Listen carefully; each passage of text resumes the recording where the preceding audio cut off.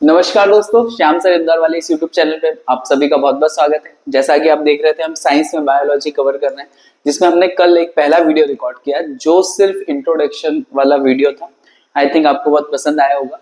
तो उस इंट्रोडक्शन वाले वीडियो में हमने कुछ चीजें देखी थी कि सेल से कैसे टिश्यू बनते हैं, टिश्यू से कैसे आगे ऑर्गन बनते हैं और ऑर्गन से कैसे ऑर्गन सिस्टम, और ऑर्गन सिस्टम से मिलकर हमारी एक पूरी बॉडी तैयार होती है। तो दोस्तों कल हमने वहां तक बेसिक सी चीजें की थी। आज हमारा टारगेट है, हम ह्यूमन आई, आंखों के बारे में पढ़ेंगे डिटेल में कि आंख कैसे वर्क करती है, क्या क्या होता है हमारी आंखों में, है ना। तो ये आज के हमारे वीडियो का टारगेट है। हो सकता है ये वीडियो एक पार्ट में या दो पार्ट में हम कवर करें। तो दोस्तों उसके पहले की कुछ चीजें जो कल मैंने बताई थी इंट्रोडक्शन में, आज थोड़ा सा और मैं इसको आगे ले चलता हूँ इंट्रोडक्शन वाले पोर्शन को, फिर हम आज ह्यूमन आई वाले पोर्शन पे कवर करेंगे। कल हमने ये सब सीखा था कि हमारी बॉडी कैसे बनी है, कैसे वर्क करती है। मेरा आपसे एक क्वेश्चन है कि दोस्तों हम जब सांस लेते हैं, रेस्पिरेटरी सिस्टम के थ्रू सांस लेते हैं, है ना, रेस्पिरेशन की प्रोसेस करते हैं, इनहेल और एक्सहेल करते हैं।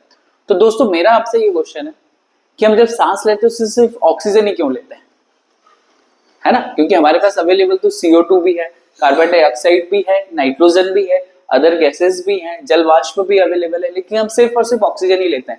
इसका कोई रीजन बता सकता है ना। ये क्वेश्चन भी आया हुआ है। तो आप ये क्वेश्चन समझना जरूरी है, क्योंकि फिर आगे हर चैप्टर में जैसे हम जो जो सिस्टम पढ़ेंगे वहां पे ये अटैच होते जाएगा कि ये क्यों है, ऐसा क्यों है।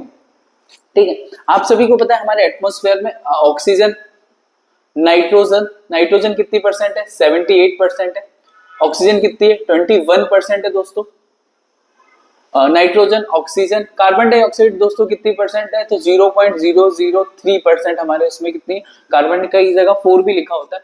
तो नाइट्रोजन, ऑक्सीजन, कार्बन डाइऑक्साइड, इसके अलावा अदर गैसेस तो आप देखेंगे 71 और 21, तो 99%। और ये अदर गैसेस, बाकी की जो रिमेनिंग गैसेस हैं 0.00345% जो भी रिमेनिंग गैसेस में आ जाती हैं।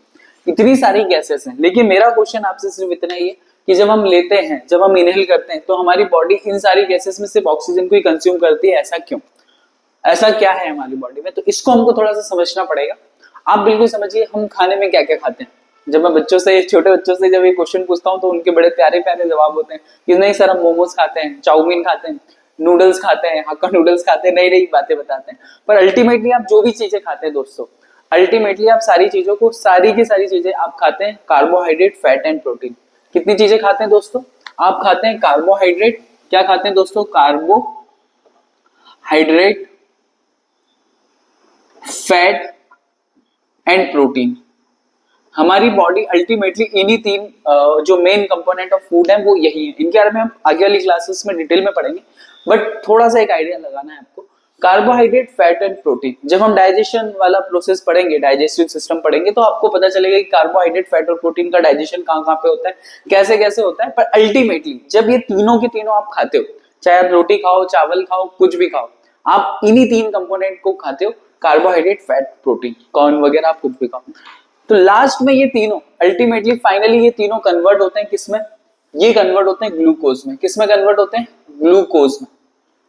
मतलब कि क्या हुआ, आपने जो भी खाना खाया, कार्बोहाइड्रेट, फैट और प्रोटीन, वो फाइनली कन्वर्ट हुआ किसमें, ग्लूकोज में। ये इतना क्लियर है, आई थिंक मुझे लग रहा है आपको क्लियर हो गया होगा। ग्लूकोज का फॉर्मूला क्या होता है दोस्तों, C6H12O6। ये क्या है फॉर्मूला, ग्लूकोज का फॉर्मूला। तो ये तीनों चीजें फाइनली कन्वर्ट किसमें होती है, ग्लूकोज में। ग्लूकोज बोल सकते हो, और ग्लाइकोजन के फॉर्म में लीवर के पास स्टोर होता है। ग्लूकोज भी कन्वर्ट होता है, एक्स्ट्रा जो फूड होता है वो ग्लाइकोजन के फॉर्म में स्टोर होता है। तो हमारी बॉडी के पास क्या है दोस्तों, हमारी बॉडी के पास क्या है, ग्लूकोज। अब मेरे हर ऑर्गन के पास, नोज के पास, आईज के पास, ईयर के पास, लीवर के पास, लंग्स के पास, सबके पास ग्लूकोज रखा हुआ है। अभी मैं खाना नहीं खा रहा हूं तब भी इनके पास ग्लूकोज अवेलेबल है। ठीक है, तो इस ग्लूकोज, मेरा आपसे शुरू में क्या क्वेश्चन था, शुरू में तो यही क्वेश्चन था ना कि हम कौन सी गैस लेते हैं। तो सबको पता है कि ऑक्सीजन लेते हैं, पर ऑक्सीजन ही क्यों लेते हैं, तो उसका बेसिक रीजन है क्योंकि हमने ये तीनों खाए, ये किस में बनता है, ग्लूकोज में बनता है। इस ग्लूकोज के ब्रेकडाउन को करने की जितनी पावर है, इसको ब्रेक करने की जो भी पावर है, इन सारी गैसेस में सिर्फ और सिर्फ किसके पास है दोस्तों, ऑक्सीजन के पास है। तो इस ग्लूकोज के साथ कौन रिएक्शन करता है दोस्तों, ऑक्सीजन। हमारा मार्कर फिर इंक छोटा, कोई नहीं, ठीक है। तो ग्लूकोज, ये रहा ग्लूकोज, और ग्लूकोज के साथ कौन रिएक्ट करता है, सिर्फ और सिर्फ ऑक्सीजन रिएक्ट करता है, सिर्फ और सिर्फ ऑक्सीजन रिएक्ट करता है। तो ग्लूकोज के साथ जब ऑक्सीजन रिएक्ट करता है ठीक है।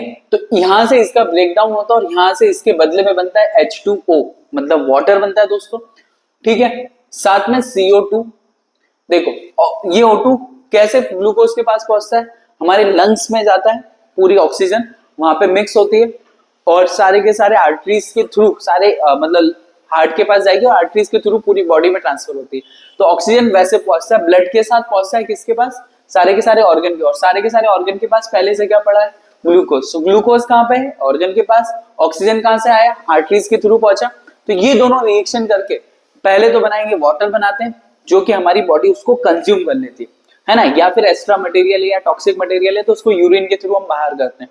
दूसरा कार्बन डाइऑक्साइड, जो हम सभी को पता है कि हम एक्सेल कर देते हैं, है ना, रिटर्न के फॉर्म में। हम जब भी अभी 24 घंटे हम कार्बन डाइऑक्साइड ले रहे हैं तो हम इसको बाहर कर देते हैं। साथ में एक मोस्ट इंपॉर्टेंट चीज बनती है जिसकी वजह से हमारी पूरी बॉडी चल रही है, इसको बोलते हैं ATP, एडिनोसाइन ट्राइफॉस्फेट। इसी को हम बोलते हैं एनर्जी। इसी के लिए सारे लोग अलग अलग सारी चीजें खाते हैं, कोई वेजिटेरियन है, कोई नॉन वेजिटेरियन है। तो जो भी चीजें आप खाते हो अल्टीमेटली ये फॉर्म बनता है एटीपी। एटीपी का फुल फॉर्म होता है adenosine try phosphate, adenosine try phosphate दोस्तों। तो ये मेरे को आज इसलिए बताना था क्योंकि क्या होगा कि अब जब हम आई पढ़ेंगे या ब्रेन पढ़ेंगे, सब में ग्लूकोज तो होगा, पर ये कहाँ पे ये भोजन वाला, ये जो खाना पचने वाला जो काम हो रहा है वो आपको ये समझना पड़ेगा, है ना, कि जो ग्लूकोज बन गया वो आगे कैसे यूज होगा। इसलिए ये कार्बन ग्लूकोज का फॉर्मूला है, ये ऑक्सीजन का, इसके रिटर्न में आपके पास H2O, CO2 और एटीपी। एटीपी एडिनोसाइन ट्राइफॉस्फेट, है ना, ये इस फॉर्म में हमारी एनर्जी बनती है। आई थिंक ये क्लियर हो गया होगा, क्लियर है। और जब हम सांस लेते हैं दोस्तों, तो जब हम रेस्पिरेटरी सिस्टम में जब हम सांस लेते हैं तो ये 78%, ये 21%, ये सारी की सारी गैसेस सारी की सारी लंग्स तक जाती हैं। इतना क्लियर रखना। ये कभी मैं सोचना कि सिर्फ ऑक्सीजन हम सराउंडेड से ले रहे हैं, हम क्या लेते हैं, पूरी की पूरी जितनी भी ये गैसेस है इसी रेशियो के फॉर्म में हम अपने बॉडी में लेते हैं। ठीक है, लंग्स तक जाती है और सिर्फ वहां पे O2 मिक्स होती है ब्लड में, बाकी की सारी गैसेस CO2 के साथ क्या होती है, बाहर हो जाती है। क्लियर हो गया दोस्तों। तो ये पहले आज मैं आपको ये बताना चाह रहा था क्योंकि बीच में इसकी जरूरत लग सकती है। ठीक है, तो आज हम अब शुरू करते हैं। हमारा जो आज का टारगेट है कार्बोहाइड्रेट, फैट और प्रोटीन।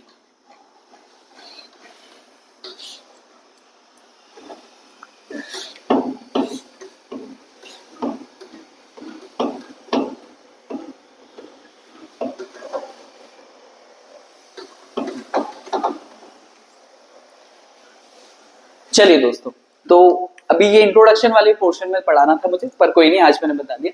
आज हम पढ़ रहे हैं ह्यूमन आई। दोस्तों हमारा क्या टारगेट है आज पढ़ने का, ह्यूमन आई। तो मैं यहां पे डालता हूं हेडिंग ह्यूमन आई। ठीक है दोस्तों, ह्यूमन आई। तो ह्यूमन आई के बारे में हमको पढ़ना है। तो सबसे पहले तो जब कभी भी आई के बारे में, किसी की भी आई के बारे में, मेरी आंखों के बारे में, जानवरों की आंखों के बारे में, किसी की भी आंखों के बारे में जब आप बात करते हैं तो पहला क्वेश्चन तो आपके मन में यही होगा कि आई की स्टडी को क्या बोलते हैं। तो आप पहले तो यही हेडिंग डाल दीजिए, यही 2-3 बार क्वेश्चन आ चुका है कि स्टडी ऑफ आई क्या कहलाता है। Study of eye, study of eye को हम बोलते हैं ऑप्थेल्मोलॉजी, ऑप्थेल्मोलॉजी। ठीक है दोस्तों, ऑप्थेल्मोलॉजी स्टडी, आंखों की अध्ययन को बोलते हैं ऑप्थेल्मोलॉजी, है ना। हिंदी में तो इसको नेत्र विज्ञान वगैरह ये भी कहा जाता है, पर हिंदी में आपको ऑप्शन में नहीं मिलेगा। जो 4 ऑप्शन मिलेंगे वहां पे ऑप्थेल्मोलॉजी को ही हिंदी में लिख दिया जाएगा, इसी को ऐसे लिख दिया जाएगा ऑप्थेल्मोलॉजी। ठीक है दोस्तों, तो आपको ये स्पेलिंग वगैरह ठीक से याद रख लीजिए। ठीक है दोस्तों, तो ये आई थिंक क्लियर ही है। इसमें क्लियर क्या, याद करने वाले जितनी भी स्टडी होगी आपको सारी की सारी स्टडी याद ही करनी है, कोई ऑप्शन नहीं।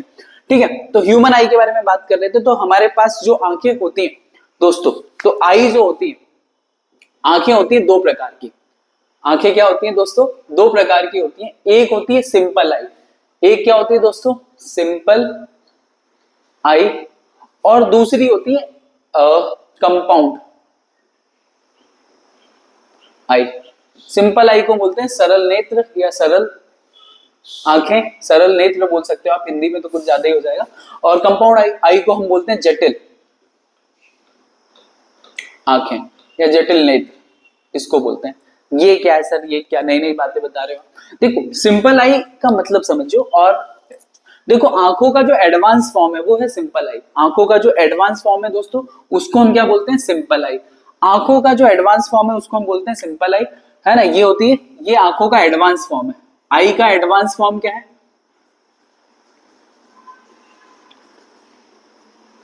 एडवांस फॉर्म है। आंखों का एडवांस फॉर्म क्या है, सिंपल आई। और ये है जटिल आंखें। हमारे अंदर कौन सी आंखें होती है, तो हमारे अंदर होती है सिंपल आंखें, और ये होती है जटिल आंखें। अब दोनों को भी डिफ्रेंशिएट कर लेते हैं। देखो सिंपल आई क्या होती है, जैसे फॉर एग्जाम्पल आपने मार्कर देखा, तो इस मार्कर को अगर मैं देख रहा हूं या आप देख रहे हैं, तो इस मार्कर को जैसे ही मैं देख रहा हूं तो एक बार में इसकी कंप्लीट इमेज बन जाती है हमारी आंखों में। तो ऐसी आई, ऐसी आंखें जिसकी किसी भी ऑब्जेक्ट की पूरी इमेज एक ही बार में बन जाए, है ना। किसी भी ऑब्जेक्ट की, जैसे आप कोई कागज देखते हो या मेरी टी शर्ट देख रहे हो आप, है ना, तो इस पूरी टी शर्ट की आपकी इमेज एक ही बार में बन रही है। ऐसी नहीं हो रही कि टुकड़ों के फॉर्म में नहीं बनती, पीसेस के फॉर्म में नहीं बनती। तो सिंपल लाइट वो आंखें होती है जिसमें आपकी इमेज एक ही बार में कंप्लीटली पूरी की पूरी बन जाती है, उसको हम क्या बोलते हैं, सिंपल आई। क्लियर हुआ, इसमें इमेज कंप्लीट इमेज फॉर्म होती है, complete image is form at once, मतलब एक ही बार में, है ना, एक ही बार में जैसे आपने देखा पूरी की पूरी इमेज फॉर्म हो जाएगी। कंपाउंड आई किसको बोलते हैं, जैसे जानवरों की जो आंखें होती हैं, है ना, गाय भैंस बकरी, इनकी जो आंखें होती हैं, उनकी आंखों में एक बार में पूरी कंप्लीट इमेज नहीं बनती, उसमें जो इमेज बनती है टुकड़ों के फॉर्म में बनती। फॉर एग्जांपल के लिए ये मार्कर ही देख रही है वो, तो ये इतनी इमेज अलग बनेगी, फिर इतनी इमेज से ये ब्रेक होकर फिर दूसरी इमेज बनेगी, फिर तीसरी इमेज बनेगी। तो पहले कुछ पोर्शन दिखेगा, कुछ और पोर्शन दिखेगा, कुछ और पोर्शन दिखेगा। तो भगवान की कृपा अच्छी है हम पे, तो हमारे पास कौन सी आंखें, सिंपल आई है। इसमें हम डायरेक्टली एक ही बार में पूरा का पूरा ऑब्जेक्ट देख लेते हैं। तो ह्यूमन आई में हम जो पढ़ने वाले हैं वो कौन सी आई पढ़ने वाले हैं, सिंपल आई पढ़ने वाले हैं, है ना। और कंपाउंड आई में, कंपाउंड आई हम उसको बोलेंगे जिसमें एक बार में पूरी इमेज फॉर्म नहीं होती है। आई थिंक इतना क्लियर हो गया होगा आप लोगों को। आगे हम बढ़ते हैं।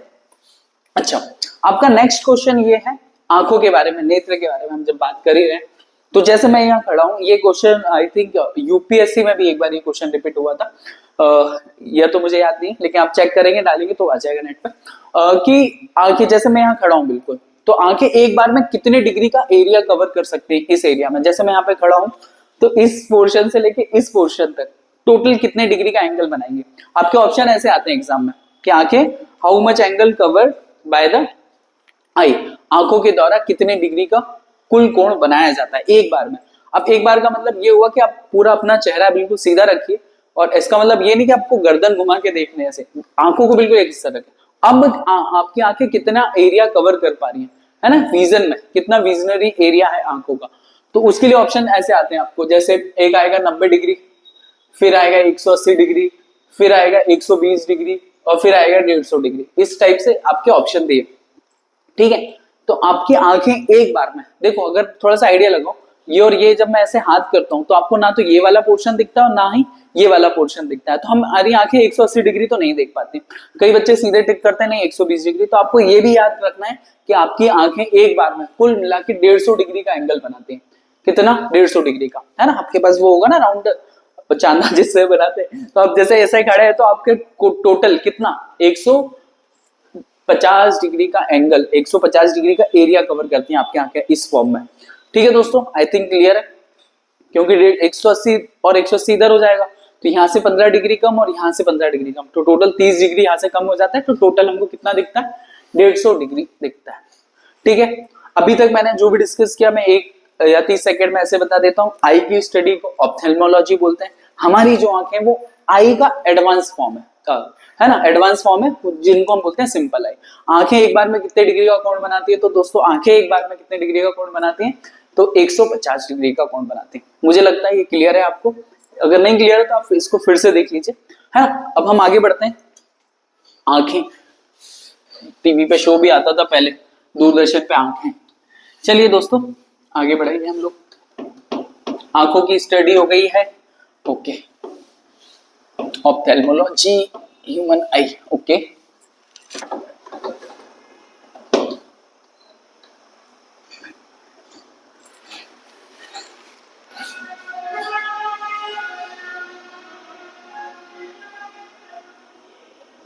ऑप्थेल्मोलॉजी, ये स्टडी ऑफ आई, ऑप्थेल्मोलॉजी, इसी में हम पढ़ रहे हैं ह्यूमन आई को, है ना, जो हमने कुछ क्वेश्चन कवर किए। चलिए दोस्तों, अब धीरे धीरे हम पूरा का पूरा पोर्शन कवर करने वाले। पहला मेरा क्वेश्चन है आप सभी से, हमारे आंखों में कितनी लेयर होती है, ठीक है। और ये भी क्वेश्चन आता है कि हमारी आई में कितनी लेयर होते हैं, तो हमारी आंखों में टोटल 3 लेयर होती है। तीनों लेयर के आपको नाम याद होना चाहिए, ठीक है दोस्तों। तो तीनों लेयर के आपको नाम याद रखने, कौन सी लेयर का क्या काम है वो याद होना चाहिए, ऐसे क्वेश्चन होते हैं। तो क्वेश्चन नंबर 1, हमारी आंखों में कितनी लेयर होती है, तो हमारी आंखों में 3 लेयर होती है ना। पहली लेयर का नाम होता है स्क्लेरा, दूसरी लेयर का नाम है कोरोइड, और तीसरी लेयर जो स्पेशली है, जो सबसे ज्यादा जरूरी है, उसको हम बोलते हैं रेटिना। तो हमारी आंखों में टोटल कितनी लेयर होती है दोस्तों, 3 लेयर होती है, स्क्लेरा, कोरोइड और रेटिना। अब मैं पूरा आई ड्रॉ करने जा रहा हूँ, आप मेरे साथ बना सकते हैं। पहले तो सुबह शांति से देख लीजिए कैसे क्या ड्रॉ करना है, क्या करना है। तो ये सबसे ऊपर वाली लेयर ये वाली होती है ना। ये इतने शॉर्ट फॉर्म में मैं बना देता हूँ इसको, ये ठीक है दोस्तों। ये सबसे ऊपर वाली लेयर है, इसका क्या नाम है, sclera. Sclera, SCLERA, sorry spelling गलत हो गई, स्क्लेरा, SCELERA, स्क्लेरा। आंख की पहली लेयर का नाम क्या है, स्क्लेरा। आंख की जो अंदर वाली जो लेयर होती है दोस्तों, ये वाली, जिसको मैंने ब्लू कलर के मार्कर से मैं बना रहा हूं पूरी की पूरी,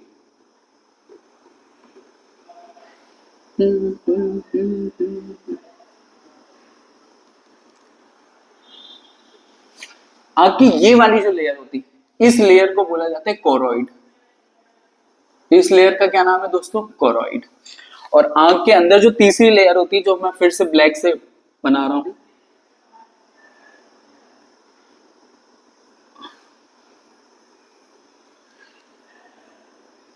ठीक है।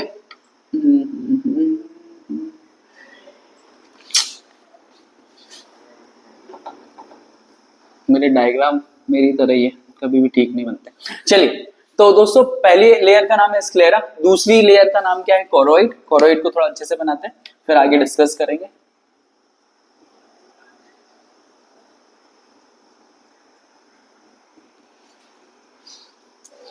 और तीसरी लेयर, इसका जो नाम है, तीसरी लेयर को हम बोलते हैं क्या, इसको बोलते हैं रेटिना। इसको हम क्या बोलेंगे, रेटिना। चलो, स्क्लेरा को हिंदी में बोला जाता है श्वेत पटल। क्या बोला जाता है इसे, श्वेत पटल। इसको श्वेत पटल क्यों बोला जाता है, पहले ये भी समझो। स्क्लेरा जो आंखों की सबसे पहले 3 लेयर होती है, पलकों के अंदर जो हमारी आंखें। अच्छा, एक क्वेश्चन ये भी आता है कि हमारी आंखें कहाँ पे होती है, तो ऐसा नहीं आंसर देना है कि फेस पे होती है ना। आंखों की जो आंसर, इसका जो आंसर होता है वो आई बॉल के अंदर होती है। हमारी आंखों के जस्ट पीछे एक पूरा आई बॉल होता है, उसके अंदर हमारी पूरी आंखें फिट होती हैं।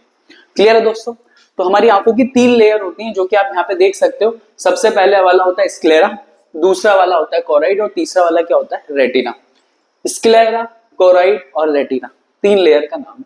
स्क्लेरा कौन सी वाली पोर्शन है, तो आंखों की जो सबसे वाइट पोर्शन, जब आप किसी की भी आंखें देखोगे तो उसमें देखोगे मैक्सिमम पोर्शन आपको व्हाइट दिख रहा है। तो आंखों का जो सफेद कलर वाला जो पोर्शन होता है, उसी लेयर का क्या नाम है, स्क्लेरा, श्वेत पटल।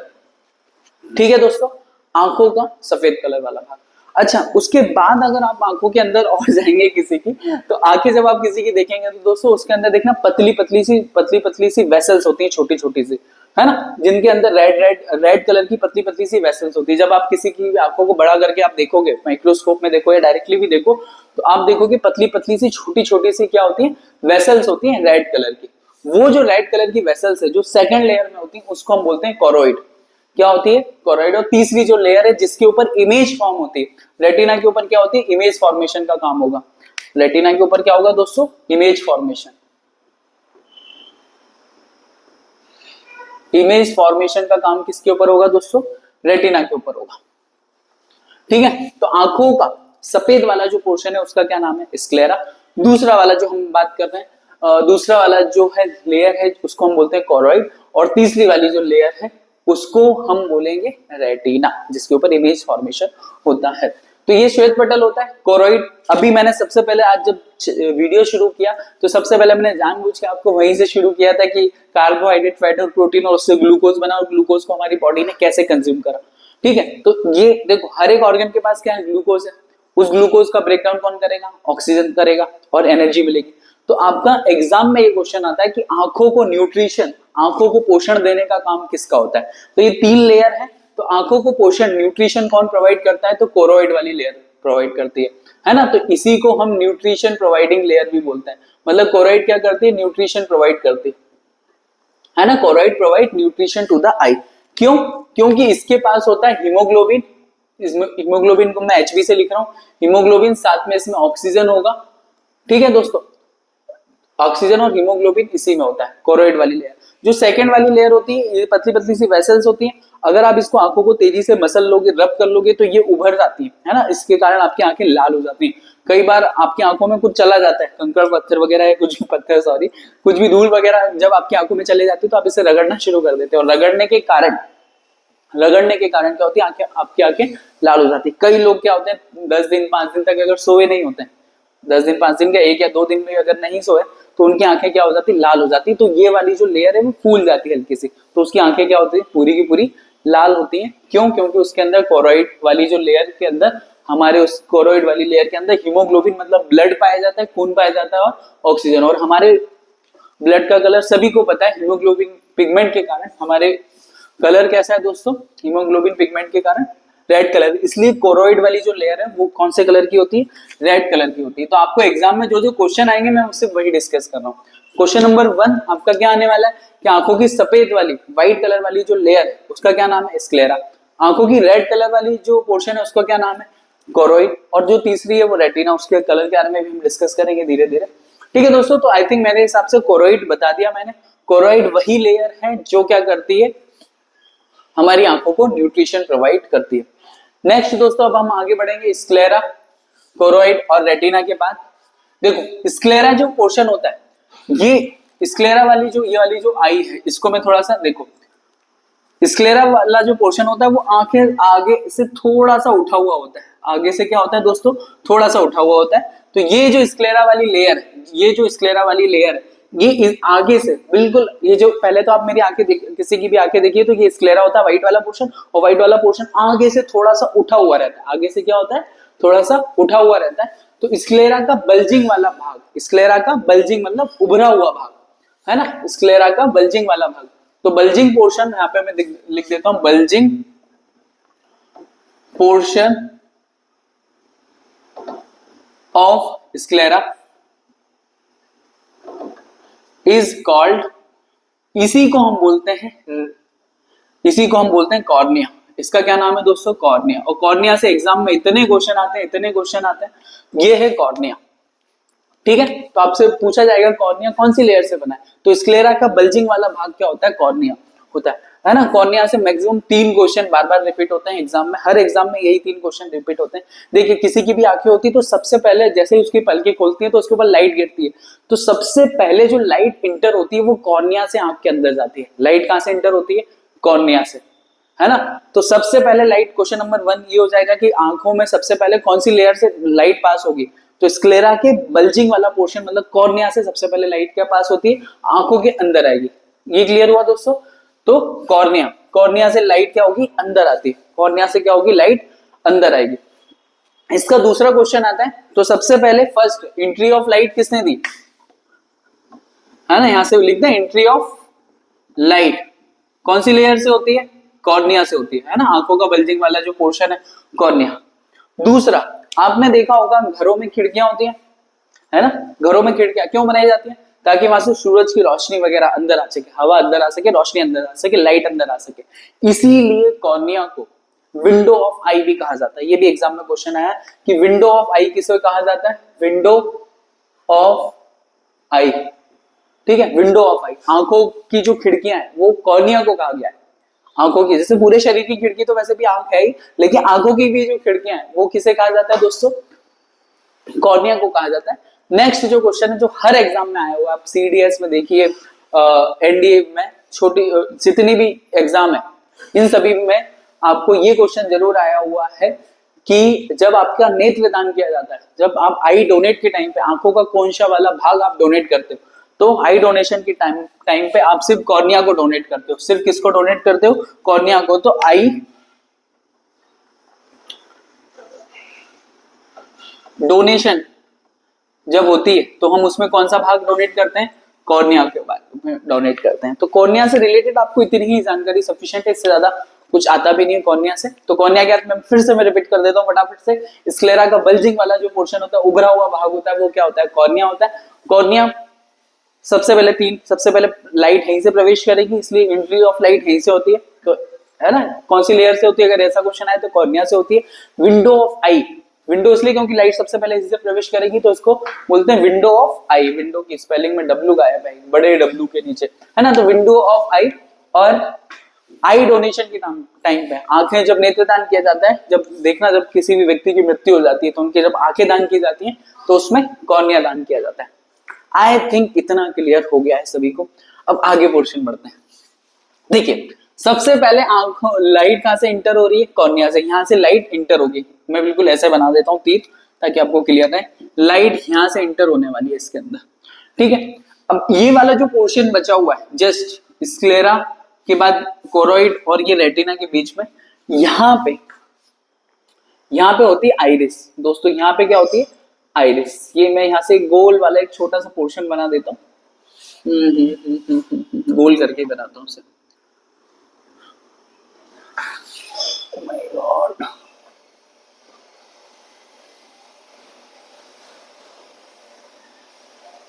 ठीक है दोस्तों, ये वाला जो पोर्शन होता है इसी को हम बोलते हैं आइरिस। इस पोर्शन का क्या नाम है दोस्तों, इस पोर्शन को बोलते हैं आइरिस, आइरिस, है ना, आइरिस। इस पोर्शन को क्या नाम दिया जाता है दोस्तों, आइरिस। इसका मेरे को हिंदी में नाम तो सच बताऊं तो याद नहीं, ठीक है। देखो दोस्तों, आइरिस जो आंखें होती हैं, आंखें में ब्लैक पोर्शन, सॉरी, आंखों का जो ब्लैक कलर वाला जो भाग होता है, किसी की भी अगर आप आंखें देखें, है ना, ध्यान से देखना है, ऐसे हर किसी की आंखें नहीं देखना। तो जब किसी की भी आप आंखें देखते हैं तो बीच में एक गोल वाला जो पोर्शन होता है ना, डार्क वाला पोर्शन होता है, उसी को हम क्या बोलते हैं, आइरिस, है ना। अच्छा अगला क्वेश्चन है कि सर हमारी आंखों में, इसमें से एक क्वेश्चन आता है, हमारी आंखों में कलरिंग पार्ट कौन सा होता है, तो वो होता है आइरिस। आइरिस क्या है, कलरिंग पार्ट है। ये क्या दोस्तों, कलरिंग, COLOURING, कलरिंग पार्ट। आंखों में जो कलरिंग पार्ट होता है वो होता है आइरिस। और ये कलरिंग पार्ट आप देखोगे तो, अच्छा ये क्वेश्चन भी बड़ा प्यारा क्वेश्चन है, किसी की आंखें आप देखोगे तो किसी की आंखें ब्राउन मिलेंगी, किसी की आंखें नीली भी मिलती है ना, और किसी की, बहुत सारे लोगों की जो मैक्सिमम आंखें वो ब्लैक मिलती हैं। ऐसा क्यों, सबकी डिफरेंट क्यों, सबकी एक जैसी क्यों नहीं है, ठीक है। तो बिल्कुल आप ऐसे समझ लीजिए, ये जो आइरिस होता है, ये जो आइरिस होता है, ये जो पोर्शन होता है, अब जाते हो ना आधार सेंटर पे, तो यही आइरिस के अंदर जो प्यूपिल होती है वो स्कैन होती है, ठीक है दोस्तों। तो आइरिस, ये जो कलरिंग पार्ट है हम इसको क्या बोलते हैं, आइरिस बोलते हैं। मैं क्या बता रहा था आपको, हाँ, ये ब्लैक कलर की ही क्यों है या ब्राउन कलर की ही क्यों है। फॉर एग्जाम्पल मेरे आंखों का जो कलर है वो ब्लैक कलर है, ऐसा क्यों होता है, तो देखिए जब हम कहीं पे भी बाहर जाते हैं या कहीं पे भी हैं, तो हमारी आंखों के ऊपर बहुत सारी कलर गिरते हैं, कलर मतलब बहुत कलर की लाइट रेज आती है, अलग अलग कलर की, रेड भी आती है, ब्राउन भी आती है, ब्लैक भी आती है, बहुत सारे कलर की आती है। तो इसमें से जो आइरिस जितने कलर को ये एब्जॉर्ब कर लेगी वो कलर आपको नहीं दिखेगा, लेकिन हमारी जो आइरिस होती है सिर्फ और सिर्फ जिनकी आंखें ब्लैक है वो ब्लैक कलर को रिफ्लेक्ट कर देती है, बाकी सारे कलर को एब्जॉर्ब कर लेगी, बाकी सारे कलर को क्या कर लेंगे, एब्जॉर्ब कर लेंगे। तो जिस कलर को वो रिफ्लेक्ट करेंगे उस कलर की क्या दिखेंगी, ये आंखें दिखेंगी, है ना। तो किसी का आइरिस फॉर एग्जांपल ब्राउन है तो उसकी आंखें क्या कर रही हैं, सारे कलर को एब्जॉर्ब कर ले रही है, सिर्फ ब्राउन कलर को, भूरे कलर को बाहर रिफ्लेक्ट कर दे रही है। इस कारण से आइरिस का कलर क्या होता है, ब्राउन भी हो सकता है, ब्लू भी हो सकता है और ब्लैक भी होता है। मैक्सिमम आप देखोगे तो ब्लैक ही मिलेगा। आई थिंक आइरिस के बारे में इतना सफिशिएंट है। आइरिस के बारे में और हम डिटेल में आप बात करेंगे। देखिए आइरिस हुआ, आइरिस के अंदर देखना, किसी की भी आंखें जब आप देखते हैं तो आइरिस के अंदर भी एक छोटा सा पोर्शन होता है, बिल्कुल छोटा सा, बिल्कुल एक छोटा सा पोर्शन होता है, बिल्कुल आप ऐसे देखोगे, ये वाला एक ब्लैक स्पॉट सा बना होता है। आइरिस के अंदर क्या होगा, एक ब्लैक स्पॉट सा बना हुआ है। इस ब्लैक स्पॉट को मैं यहाँ पे नाम दे रहा हूँ, देखिए ये है आइरिस, ये बड़ा वाला पोर्शन है आइरिस। आइरिस के अंदर एक ब्लैक स्पॉट बना हुआ है, इस ब्लैक स्पॉट को हम बोलते हैं दोस्तों प्यूपिल। क्या नाम है इसका, प्यूपिल, ठीक है। ये प्यूपिल बिल्कुल जब आप जाते हो तो ये प्यूपिल ही स्कैन किया जाता है आधार सेंटर पे, है ना, आइरिस के अंदर ये। तो ये जो प्यूपिल होता है ये बहुत छोटा सा पोर्शन होता है। आपको एग्जाम में ये क्वेश्चन आएगा कि इस प्यूपिल का जो साइज है वो लगातार कभी घटता है तो कभी बढ़ता है ना। तो इससे रिलेटेड 2-3 जो क्वेश्चन है वो आपको क्लियर होना चाहिए। अगर आपसे क्वेश्चन आ जाए कि कलरिंग पार्ट, तो मैंने अभी बताया कलरिंग पार्ट कौन है, आइरिस है। लेकिन अगर आपका ये क्वेश्चन आ जाए, अगर आपका ये क्वेश्चन आ जाए कि आंखों में मूवमेंट जो करता है, मूवमेंट मतलब जिसका साइज इंक्रीज और डिक्रीज होता रहता है, ये लगातार इंक्रीज और डिक्रीज होता रहता है प्यूपिल, इसका साइज क्या होगा, इंक्रीज और डिक्रीज, इंक्रीज और डिक्रीज होता रहता है। पर क्यों होता रहता है ऐसा क्या है इसमें, ठीक है। तो देखो पहली बात तो ये समझो, जैसे फॉर एग्जांपल कई बार आप देखा होगा कि आप छत पे, तेज धूप है, और तेज धूप से आप जैसे ही कमरे में प्रवेश करेंगे अपने, तो आपको कुछ सेकंड्स के लिए, 1-2 सेकंड्स के लिए कुछ दिखता नहीं है आपको, है ना, एकदम कुछ दिखेगा नहीं तेज धूप से अगर आप जा रहे हैं। कई बार ऐसा होता है सड़क पे आप जा रहे हैं, एकदम से आंखों के ऊपर तेज लाइट पड़ेगी, आपके आंखों के ऊपर तेज लाइट पड़ेगी, तो आपकी आंखों में मतलब आपको भी कुछ सेकंड्स के लिए कुछ दिखना बंद हो जाता है ना, जिसे हम बोलते हैं ग्लेयर, ग्लेयर हो जाना, ग्लेयर बोलते हैं, है ना, हिंदी में इसको चकाचौंध हो जाना, एकदम बिल्कुल कुछ दिखेगा नहीं आपको। तो ऐसा क्यों होता है, ये इसकी वजह से होता है, प्यूपिल की वजह से होता है। आंखों में ग्लेयर होना, है ना, ग्लेयर वाला फिनोमिना होना, ये किसकी वजह से होता है, प्यूपिल की वजह से होता है। इसको समझो ये कैसे होता है। देखो क्या होता है, हमारी आंखों की लाइट को, प्रकाश को लेने की, लाइट को लेने की कुछ कैपेसिटी है ना, क्योंकि हमारी लाइट के अंदर फोटो सेंसिटिव सेल्स होती है बहुत सारी, आगे हम डिस्कस करेंगे इसमें। तो इसके अंदर अगर हमारी आंखों के अंदर कोई सी लाइट इंटर हुई, हमारी आंखों के अंदर दोस्तों क्या हुआ, लाइट इंटर हुई, तो जैसे ही लाइट इंटर हुई, फॉर एग्जाम्पल की अगर ज्यादा लाइट इंटर हो गई, तो हमारी आंखों की जितनी अंदर की सेल्स हैं ये डैमेज हो सकती हैं, ठीक है दोस्तों। और कम हुई तो हमको कुछ दिखेगा नहीं, क्योंकि हमें देखना भी है ना किसी भी ऑब्जेक्ट को। तो ये हमारे साथ प्रॉब्लम क्रिएट हो जाती है कि अगर ज्यादा लाइट आई तो भी प्रॉब्लम है, कम लाइट आई तो भी प्रॉब्लम है। अब ऐसे समझिए, जैसे ही आप तेज लाइट में गए, ज्यादा लाइट में गए, ठीक है, तो हमारी आंखों के ऊपर ज्यादा लाइट पड़ेगी, और जैसे ज्यादा लाइट पड़ेगी, हमारी आंखों की तो आदत भी नहीं है ज्यादा लाइट की, तो ये पीपल्स क्या होता है, ये अपने साइज को छोटा करता है, डिक्रीज करता है। जब ज्यादा इंटेंसिटी या ज्यादा लार्ज अमाउंट में अगर लाइट आएगी, कब आएगी, लार्ज अमाउंट में लाइट, आप समझ लीजिए, लार्ज अमाउंट में अगर लाइट है, लार्ज अमाउंट में अगर लाइट है, ठीक है, तो प्यूपिल क्या करेगा, प्यूपिल अपने साइज को क्या करेगा, साइज क्या होगा इसका, डिक्रीज हो जाएगा, इसका साइज क्या हो जाएगा, डिक्रीज हो जाएगा, ये अपने आप को छोटा कर लेगा।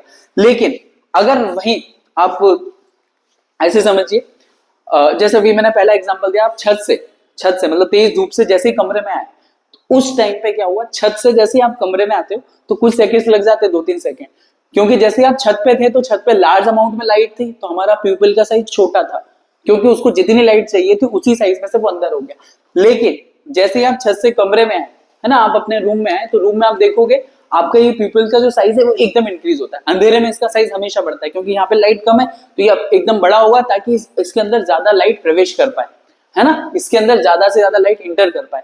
तो जैसे ही अंधेरे में, है ना, डार्कनेस में इसका साइज क्या होता है, बढ़ता है, और उजाले में इसका साइज क्या होता है, घटता है, जो कि मैंने बताया लार्ज अमाउंट में लाइट है, मतलब कि क्या है, उजाला है, ज्यादा लाइट है ना, ज्यादा लाइट है, और स्मॉलर क्वांटिटी में अगर लाइट है ना, प्रकाश है, अगर वो बहुत कम मात्रा में है, तो प्यूपिल का साइज क्या होगा, प्यूपिल का साइज क्या होगा, वो इंक्रीज होगा। क्यों इंक्रीज होगा और क्यों डिक्रीज होगा, मुझे लगता है क्लियर हो जाना चाहिए। लास्ट टाइम फिर से हम इसको क्लियर करते हैं।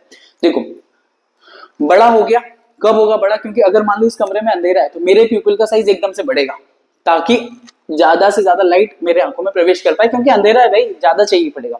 क्लियर हुआ। तो जब ज्यादा लाइट पड़ेगी, तो ज्यादा लाइट चाहिए, तो ये अपने साइज को बड़ा करेगा ताकि ज्यादा लाइट इंटर हो पाए। लेकिन जब मैं तेज धूप में हूं या ऐसी जगह पे हूं, एकदम तेज लाइट मेरी आंखों पे, हेडलाइट की लाइट अगर आंखों में पड़ती है, तो एकदम से क्लियर होगा और ये अपने आप को छोटा करेगा। क्यों, क्योंकि आंखें डैमेज ना हो, तो जैसे ही छोटा करेगा तो इसके अंदर से लाइट इंटर होगी। आई थिंक ये क्लियर हो गया है। एक और क्वेश्चन जो यहाँ से बहुत जरूरी है दोस्तों, ये क्वेश्चन आया हुआ है कि ये जो प्यूपिल का साइज घटता है और बढ़ता है, डिक्रीज और increase, the movement of this, है ना, ये जो साइज में कम और ज्यादा होना, ये कौन कंट्रोल करता है, तो ये प्यूपिल कंट्रोल नहीं करता है। आंखों में जो आइरिस होती है, आइरिस का काम होता है इसकी जो प्यूपिल का साइज है उसको कम करना है या ज्यादा करना। प्लीज आप इसके नोट्स बना लीजिए, अदरवाइज ये प्रॉब्लमेटिक हो सकता है, आगे समझ में ना। ठीक है दोस्तों, तो प्यूपिल का काम साइज का कम होना, प्यूपिल सॉरी आइरिस का काम होता है कि प्यूपिल का साइज कितना बढ़ेगा और कितना घटेगा, ये कंट्रोल करता है, ये इसका काम है मैनेज करना इसको। ये क्लियर हो गया है। अब देखिए यहां से मैंने क्या बताया था, कॉर्निया से लाइट इंटर हुई, इंटर होने के बाद ये वाला पोर्शन जिसको हम बोलते हैं आइरिस, आइरिस और फिर उसके अंदर क्या होता है प्यूपिल। इसी के बीच में ये जो खाली पोर्शन है दोस्तों, इसके बीच में जो खाली पोर्शन है मैं यहाँ पे कैसे बताऊं, ओके ठीक है, ये वाला जो खाली पोर्शन है यहाँ पे एक लिक्विड भरा हुआ होता है, हमारी आंखों के अंदर एक लिक्विड भरा हुआ है, ये वाला जहाँ पे मैंने डॉट डॉट डॉट डॉट बनाए हैं दोस्तों, है ना, आंखों का साइज मैंने छोटा बनाया पर ठीक है।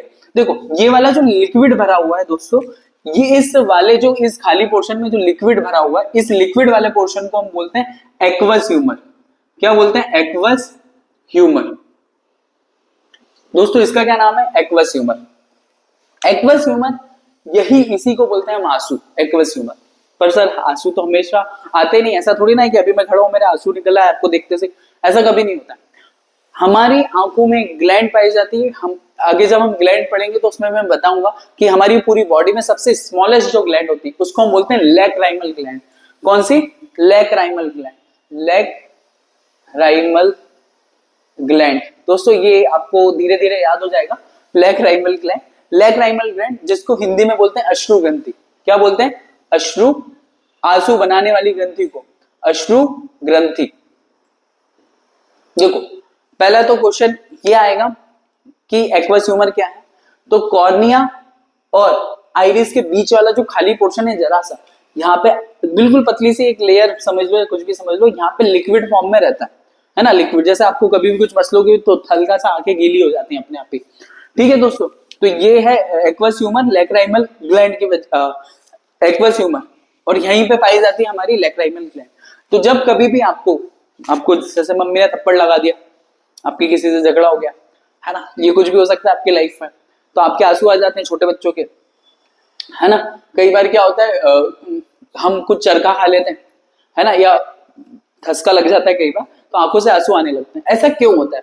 या फिर कोई सी मूवी सीन्स या ऐसे कुछ आप देखेंगे इमोशनल सीन्स जिसमें आपको ऐसा लगता है कि यार ये तो बहुत ज्यादा भारीपन दिखा दिया इन लोगों ने, तो उस केस में भी आपको आंसू आ जाते हैं। उस टाइम पे क्या होती है, हमारी आंखों में एक लैक्राइमल ग्लैंड पाई जाती है, जो हमारी पूरी बॉडी की सबसे छोटी ग्लैंड है, smallest gland in human body है, वो लैक्राइमल ग्लैंड है, वो आंखों में पाई जाती है, जिसकी वजह से वो आंसू वहां से स्टिमुलेट होना शुरू हो जाते हैं, आंसू निकलना शुरू हो जाते हैं। मेरे हिसाब से ये क्लियर हो गया है। इस वाले पोर्शन को हम क्या बोलते हैं? Aqueous humour. ये मैंने ये वाला जो पोर्शन है इसको मैंने यहां से किया है, इसको हम क्या बोलते हैं दोस्तों? Aqueous humour. क्लियर है दोस्तों? आगे बढ़ेंगे और समझेंगे क्या है कहानी। ठीक है दोस्तों, तो अभी तक मैंने क्या क्या बताया आपको। सबसे पहले लाइट ने कहां से इंटर किया? कॉर्निया से। अगर आपको ये याद है तो माइंड मैप याद हो जाएगा इसका कि कॉर्निया से लाइट इंटर हुई, फिर यहाँ पे एक लिक्विड भरा हुआ है, इसको मैंने बाद में डिस्कस किया, इस लिक्विड को हम बोलते हैं एक्वस ह्यूमर, यहीं पे लैक्राइमल ग्लैंड होती है। फिर आता है हमारा आइरिस, है ना, जो आंखों का कलरिंग पार्ट होता है, इसी के अंदर होता है प्यूपिल, जिसका प्यूपिल का साइज घटता और बढ़ता जाता है अकॉर्डिंग टू द लाइट।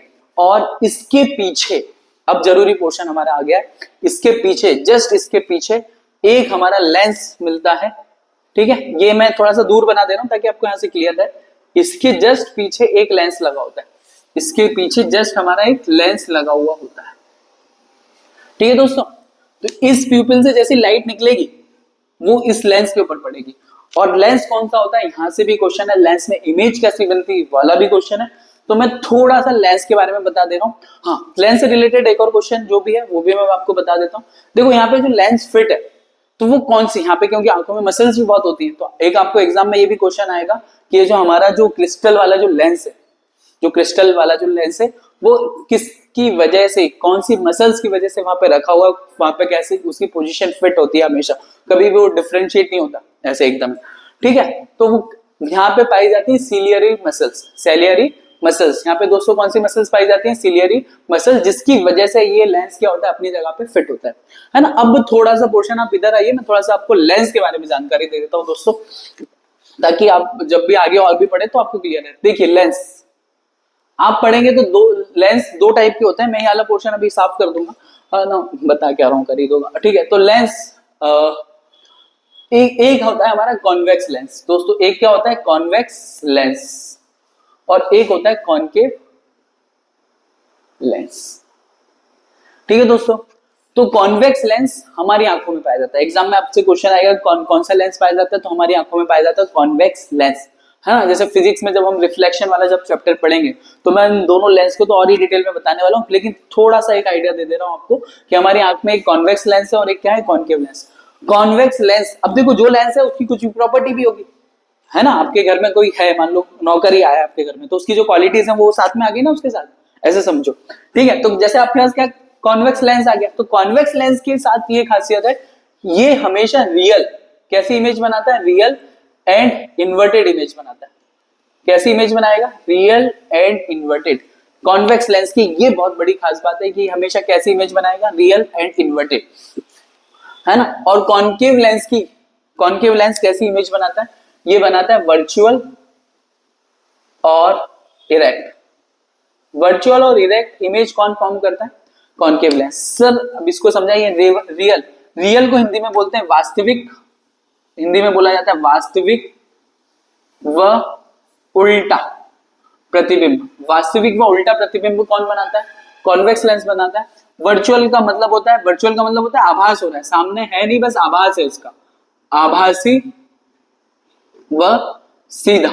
अब ये क्या होता है, कैसे होता है, बस आप हमेशा ये भी याद रखिए, आई और आर, आई और आर हमेशा एक साथ आते हैं, है ना। आई आर को आप इंफ्रारेड से याद कर लीजिए या आर आई से याद कर लीजिए, आई आर। आई का मतलब इन्वर्टेड और रियल। अगर आपका कभी भी क्वेश्चन आ जाए कि कोई सी इमेज इन्वर्टेड है, तो वो हमेशा रियल ही होगी, क्योंकि रियल इमेज ही इन्वर्टेड हो सकती है ना। कभी भी इन्वर्टेड इमेज वर्चुअल नहीं हो सकती, ठीक है। इसको हमेशा किससे याद रखना, आई आर से, और इसको हमेशा किससे याद रखना, वीई से। क्योंकि ये वाला जो हम पढ़ जरूर बायो में रहे, लेकिन एक फिजिक्स में यहाँ से एक क्वेश्चन बनता है कि इनमें से कौन सा, जैसे कॉन्वेक्स लेंस कौन सी इमेज फॉर्म करता है, तो आपको ऑप्शन कैसे मिलेंगे, रियल व इरेक्ट, अगला मिलेगा वर्चुअल और इन्वर्टेड। तो ये दो ऑप्शन वैसे ही काट देना है आपके, आपके दो ही ऑप्शन सही होते हैं, रियल या इन्वर्टेड या वर्चुअल और इरेक्ट। हमेशा आई के साथ आर आएगा, वी के साथ ई आएगा, तो आप आसानी से कि जो इमेज वर्चुअल बना रही है वो हमेशा सीधा इमेज बनेगा, इरेक्ट इमेज बनेगा, और जो रियल बना रही है वो इन्वर्टेड इमेज फॉर्म करेगी। आई थिंक मेरे हिसाब से इतना क्लियर है आप लोगों को, है ना। आगे बढ़ते हैं। देखिए, जो रियल और इन्वर्टेड इमेज बना रही है वो हमेशा रियल और इन्वर्टेड इमेज बनाती है। तो हमारी आंखों में कौन सा लेंस होता है, तो सबसे पहले हमारे एक क्रिस्टली लेंस होता है ना। उस क्रिस्टल, है ना, क्रिस्टलिक लेंस जो होता है वो कौन से शेप का होता है, तो ये कॉन्वेक्स लेंस का होता है दोस्तों। ये कौन सा लेंस, ये कौन सा होता है, कॉन्वेक्स लेंस। तो मैं यहीं पे लिख दे रहा हूं, ये कौन सा लेंस होता है, कॉन्वेक्स लेंस, कॉन्वेक्स लेंस। ये कौन सा लेंस होता है दोस्तों, कॉन्वेक्स लेंस। और कॉन्वेक्स लेंस कैसी इमेज फॉर्म करता है, तो ये आपको हमेशा याद रखना है, रियल और इन्वर्टेड, आर एंड आई से मैं आपको दर्शा दे रहा हूं। तो सर क्या हम हमेशा उल्टी इमेज देखते हैं, हाँ बिल्कुल, हमेशा याद रखना हमारी आंखों में कैसा प्रतिबिंब बनता है। हिंदी में ये क्वेश्चन होता है और इंग्लिश में ये क्वेश्चन आता है इसी को, कि हमारी आंखों में, मतलब वही कि हमारी आंखों में सीधा प्रतिबिंब बनता है या उल्टा प्रतिबिंब बनता है। तो हमेशा हमको लगता है कि हम किसी भी ऑब्जेक्ट को देख रहे हैं तो हम सीधा देख रहे हैं, बट ऐसा कभी नहीं होता है। हमारी आंखें सदैव, हमेशा, ऑलवेज उल्टी इमेज, इन्वर्टेड इमेज फॉर्म करती है। कैसी इमेज फॉर्म करती है दोस्तों, इन्वर्टेड इमेज फॉर्म करती है। मतलब कि ये जो मैं मार्कर देख रहा हूँ इसका लेटरल इमेज बनेगा मेरी आंखों में, है ना। और हमारे ब्रेन का काम होता है कि इसको सीधा करके दिखाए। तो हम किसी भी ऑब्जेक्ट को देखते हैं तो एक सेकंड के 100वें हिस्से में क्या करता है, उसको सीधा करके दिखा देता है। तो हमारी आंखों में कैसा इमेज बनेगा, इन्वर्टेड इमेज बनेगा। क्यों बनेगा, उसका रीजन है क्योंकि हमारी आंखों में कॉन्वेक्स लेंस है, और कॉन्वेक्स लेंस की एक खासियत होती है कि ये हमेशा उल्टा व वास्तविक प्रतिबिंब बनाता है। मतलब वास्तविक मतलब बिल्कुल रियल, है ना। तो रियल और वास्तविक प्रतिबिंब बनाने का लेंस की क्वालिटी होती है। कॉन्केव होता तो ये वाली इमेज बनाता, ठीक है। तो हमारी आंखों में सीधा प्रतिबिंब नहीं बनता है, ये भी आपके क्वेश्चन आ रखा है, इसलिए आपको इसका भी याद रखना है। आई थिंक अब आगे बढ़ते हैं। तो ये लेंस वाला जो पोर्शन था मैंने समझा दिया है आपको। अब आगे बढ़ते हैं, इसको हटाएं।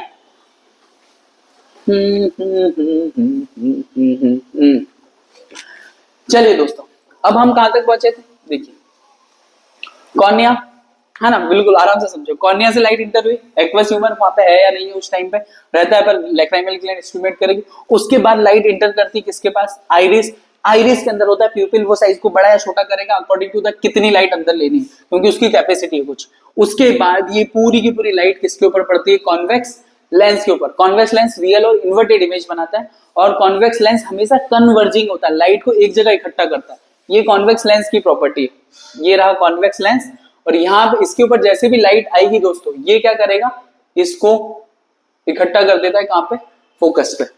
तो अगर लाइट रे अगर ऐसी आ रही है दोस्तों, ये हम पढ़ेंगे आगे वाली क्लासेस में फिजिक्स में, कि प्रिंसिपल एक्सिस के पहले अगर कोई सी लाइट रे आ रही है तो कॉन्वेक्स लेंस इसको फोकस पे क्या कर देता है, केंद्रित कर देता है। अब सारी की सारी लाइट चूंकि एक जगह इकट्ठा हो रही है, तो इसलिए हम इसको बोलते हैं कन्वर्जिंग।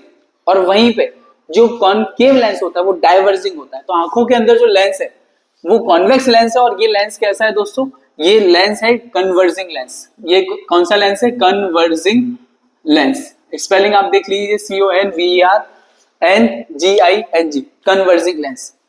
लाइट को क्या करता है, ये इकट्ठा करता है। आगे बढ़े।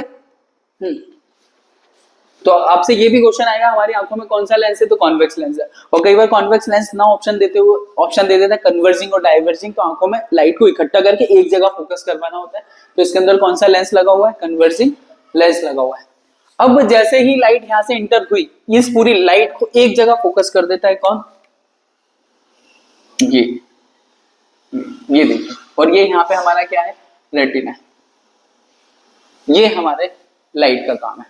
अच्छा, तो पूरी की पूरी लाइट यहाँ पे एंटर हुई, और जैसे इसमें टकराएगी तो पूरी की पूरी लाइट को किसके ऊपर फेंक दिया जाएगा, किसके ऊपर डाल दिया जाएगा, तो रेटिना। रेटिना के ऊपर ही इमेज फॉर्मेशन का काम होता है, और यही मेन इंपॉर्टेंट पोर्शन है, क्योंकि अगर ये नहीं हो तो सब तो हो गया पर इमेज ही फॉर्म नहीं हो पाएगी हमारी। ठीक है, तो रेटिना इसको बोला जाता है हिंदी में दृष्टि पटल। दृष्टि पटल जिसके ऊपर इमेज फॉर्म होती है उसको हम क्या बोलते हैं दोस्तों, रेटिना। अब रेटिना के बारे में हम बात करते हैं। रेटिना सबसे इंपॉर्टेंट है, तो रेटिना के बारे में तो अच्छे से बात करनी ही पड़ेगी। ठीक है दोस्तों, तो रेटिना के बारे में हम यहाँ डिस्कस कर लेते हैं। दिख रहा होगा। चलिए दोस्तों, यहाँ हम बात कर रहे हैं किसके बारे में, रेटिना। रेटिना, टीना नहीं, रेटिना। ठीक है दोस्तों, तो रेटिना के अंदर, रेटिना क्या होता है, रेटिना एक पूरा एक स्पेस है, सरफेस है, ठीक है, जिसके ऊपर बहुत सारी सेल्स पाई जाती हैं। बहुत सारी फोटो सेंसिटिव सेल होती है। क्या होती है, फोटो सेंसिटिव सेल पाई जाती है किसके ऊपर, रेटिना के ऊपर। तो रेटिना के ऊपर क्या है, photo sensitive cell. Photo sensitive cell कहां पाई जाती है, हमारे रेटिना के ऊपर। और ये फोटो सेंसिटिव सेल रेटिना के ऊपर जो पाई जाती है, दो प्रकार की होती है। कितने प्रकार की होती है दोस्तों, दो टाइप की होती है। ये दो प्रकार की होती है ना। एक होती है रॉड सेल और एक होती है कॉन सेल। ये आपको याद रखना पड़ेगा, रॉड सेल और कॉन सेल, रॉड सेल और कॉन सेल, रॉड सेल और कॉन सेल। हमारे रेटिना के ऊपर दो प्रकार की सेल पाई जाती है, एक को बोलते हैं रॉड सेल और एक को बोलते हैं कॉन सेल। तो ये जितना भी आप ये रेटिना वाला पोर्शन देख रहे हैं, जो मेरे हाथों से ऐसा हो गया है, ये वाला, ये जितना भी आप पोर्शन देख रहे हैं अंदर वाला जो ब्लैक वाला, ये वाला पोर्शन और ये वाला जो पोर्शन आप देख रहे हैं, ये लाइन में हटा दो भी।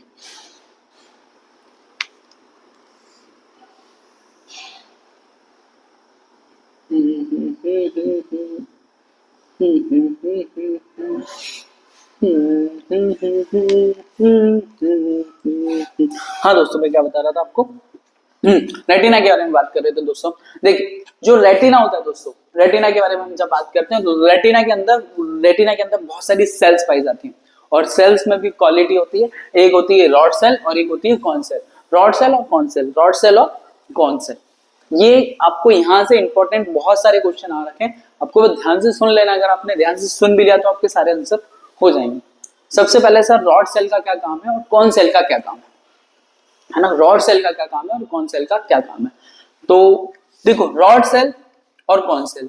रॉड सेल जो हमको ब्लैक और व्हाइट कलर दिखता है, कौन सा, black and white, black colour and white colour, black and white colour जो दिखता है वो किसकी वजह से दिखता है, रॉड सेल की वजह से दिखता है ना। मेरे को इसका हिंदी में नाम याद नहीं है रॉड सेल और कॉन सेल का, पर आप ऐसे याद कर लीजिए, ब्लैक एंड व्हाइट कलर, है ना। हम लाइफ में जितना भी ब्लैक कलर देखते हैं, वैसे देखो एक्चुअल में ब्लैक कलर तो होता ही नहीं है, बाद में बात करेंगे, पर अभी हम जब भी कोई सी चीजें काली दिखती है हम उसको बोलते हैं हमको ब्लैक कलर दिख रहा है, और व्हाइट कलर, जैसे बोर्ड दिख रहा होगा ना आपको व्हाइट कलर, तो ब्लैक और व्हाइट कलर जब भी हमको दिखता है उसके लिए हमारी आंखों में रेटिना के अंदर रॉड सेल रिस्पॉन्सिबल होती है। कौन सी सेल?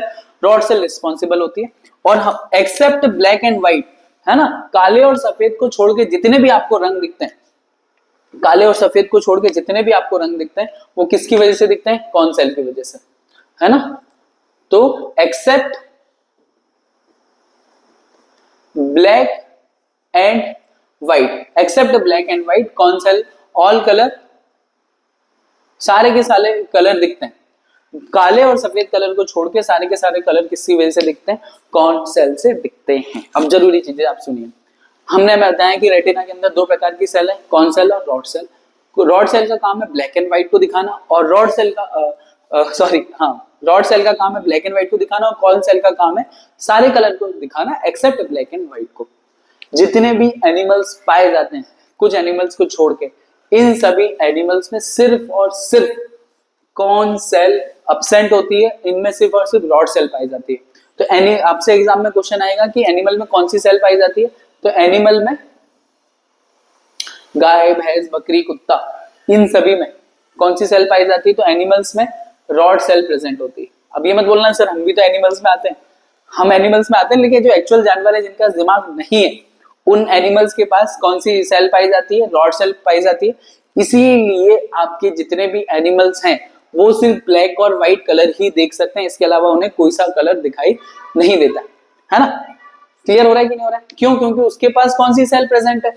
सिर्फ रॉड सेल है, उसके पास कौन सेल तो प्रेजेंट ही नहीं है। तो आपको एग्जाम में क्वेश्चन आएगा कि एनिमल्स के पास कौन सी सेल अब्सेंट होती है, तो कौन सेल अब्सेंट होती है, क्योंकि इसी की वजह से क्या दिखने वाले? सारे कलर दिखने वाले। ऐसे समझिए कि जैसे मैंने आज रेड शर्ट पहनी, बहुत मस्त, और जैसे और मेरे पास जो डॉग है मैं उसके पास जाके खड़ा हो गया, तो मस्त डार्क रेड कलर की शर्ट पहनी, पर उस कुत्ते को, उस डॉग को ये रेड कलर दिख ही नहीं रहा, उसको तो सिर्फ दिखता है ब्लैक एंड व्हाइट। तो जो आपने रेड कलर देखा है वो डार्क ब्लैक दिख रहा है, बस उसको इस कलर में उसको दिखेगा, और वो मतलब उनको सिर्फ वही दिखता है। तो आप किसी दिन तैयार होकर कुत्ते के सामने अगर खड़े हो रहे हैं, कुत्ते से पूछ रहे हैं कौन सा कलर दिख रहा है, तो कुत्तों को कलर समझ में नहीं आता है, उन्हें सिर्फ कौन सा कलर दिखता है दोस्तों? तो उन्हें सिर्फ दिखता है ब्लैक एंड व्हाइट कलर। तो वो अल्टीमेटली उनको ब्लैक और व्हाइट ही दिख रहा है। क्यों दिख रहा है? क्योंकि एनिमल्स में कौन सेल एब्सेंट रहती है? तो एनिमल में this cell is absent. Animal में ये वाली सेल क्या होगी? एब्सेंट होगी, है ना। कौन cell is absent in animals, और रॉड सेल प्रेजेंट होती है किसमें? एनिमल्स में। हम में दोनों सेल पाई जाती है, हम जितने भी, क्योंकि हमको सारे कलर दिखते हैं। तो अगर आपसे पूछा जाए ह्यूमंस में, तो ह्यूमंस में बोथ सेल प्रेजेंट होती है, ह्यूमन में, है ना, both the cells are present in human body, both cells are present in human body. Okay दोस्तों, तो आई थिंक इतना क्लियर तो हो गया होगा आपको। देखो, और बच्चों को आगे जाके जो कंफ्यूजन होना है वाला है वो उसको याद रखो। सी से कलर होता है, सी से कोन, तो कौन सेल से कलर दिखते हैं, बस इतना याद रखिए। रॉड सेल से ब्लैक एंड व्हाइट दिखता है। अब आगे जो इंपॉर्टेंट क्वेश्चन है वो समझिए, है ना। जब कभी भी अगर आपकी आंखों में प्रॉब्लम हो जाती है, ठीक है, जैसे जब कभी भी आपकी आंखों में कौन सेल में प्रॉब्लम हो जाए, किस में प्रॉब्लम हो जाए? कौन सेल में प्रॉब्लम हो जाए, तो उसको, अगर कौन सेल में कभी भी प्रॉब्लम हो जाए, तो तीन जो प्राइमरी कलर है उसको देखने में प्रॉब्लम आएगी। जो तीन प्राइमरी कलर होते हैं उसको हम बोलते हैं ग्रीन, ब्लू और रेड। ये ध्यान से समझ लीजिए दोस्तों, ये यहाँ पे बहुत कंफ्यूजन हो जाता है। अगर किसी व्यक्ति की कौन सेल में प्रॉब्लम है, मतलब कौन सेल की जो कंसंट्रेशन है वो अगर कम है किसी की बॉडी में मतलब रेटिना में, तो ग्रीन, ब्लू, रेड, ये तीन कलर देखने में उनको प्रॉब्लम आ जाती है। ये तीन कलर उनको क्या हो जाएगी दोस्तों? देखने में प्रॉब्लम आ जाती है। तो इस टाइप की जो बीमारी होती है उसको हम बोलते हैं कलर ब्लाइंडनेस। कौन सा ब्लाइंडनेस? Colour blindness. ये दोस्तों कैसी बीमारी है? कलर ब्लाइंडनेस है। और कलर ब्लाइंडनेस को हम हमेशा जेनेटिक डिसीज में काउंट करते हैं। जब हम डिसीज पढ़ाएंगे तो मैं आपको बताऊंगा कि एक जेनेटिक डिसीज होती है जो मम्मी पापा है उनकी फैमिली से आप में आती है, और एक होती है एक्वायर्ड डिसीज, जैसे सर्दी जुकाम वगैरह किसी वायरस बैक्टीरिया की वजह से अभी आई और कुछ टाइम बाद सही हो जाएगी, तो वो होती है कलर ब्लाइंडनेस। ये कौन सी डिसीज है दोस्तों? Genetic disease. और जेनेटिक डिसीज का कोई इलाज नहीं होता, है ना। आप बोल देंगे प्रिवेंट किया जा सकता है, बट ऐसा कुछ स्पेशल कोई इलाज नहीं होता। अभी ये कलर ब्लाइंडनेस क्या होता है मैं भी इसको 2 सेकंड में बता रहा हूँ। अगर आपकी कौन सेल में प्रॉब्लम है तो आपको कौन सी बीमारी होगी दोस्तों, कलर ब्लाइंडनेस। लेकिन अगर आपकी रॉड सेल में प्रॉब्लम आ जाए, कि उसमें रॉड सेल में प्रॉब्लम आ जाए, तो आपको ब्लैक एंड व्हाइट वाला पोर्शन देखने का आइडिया ही नहीं लगेगा, ब्लैक एंड व्हाइट वाला आपको देख ही नहीं पाओगे। और जब ब्लैक एंड व्हाइट वाला पोर्शन जब आप देख नहीं पाते हैं तो उसको हम कहते हैं नाइट ब्लाइंडनेस, नाइट ब्लाइंडनेस। दोस्तों इसको हम क्या बोलते हैं, नाइट ब्लाइंडनेस। एक होता है कलर ब्लाइंडनेस और एक क्या होता है दोस्तों, नाइट ब्लाइंडनेस। क्या लिखा है मैंने,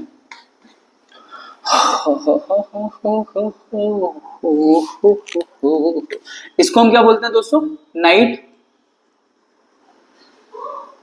ब्लाइंडनेस। तो जब कभी भी आपकी कंसेंट्रेशन ऑफ रॉड सेल आंखों में कम होने लगती है तो आपको ब्लैक और व्हाइट कलर देखने में प्रॉब्लम हो जाती है। इसी को हम क्या बोलते हैं, नाइट ब्लाइंडनेस। और इसी को हिंदी में कहा जाता है रतौंधी, है ना, डॉक्टर कहते हैं रतौंधी। इसके लिए विटामिन ए की गोलियां दी जाती है, बड़ी बड़ी मोटी मोटी सी गोलियां आती है। इस बीमारी में क्या होता है और इस बीमारी में क्या होता है अभी हम डिस्कस कर रहे हैं।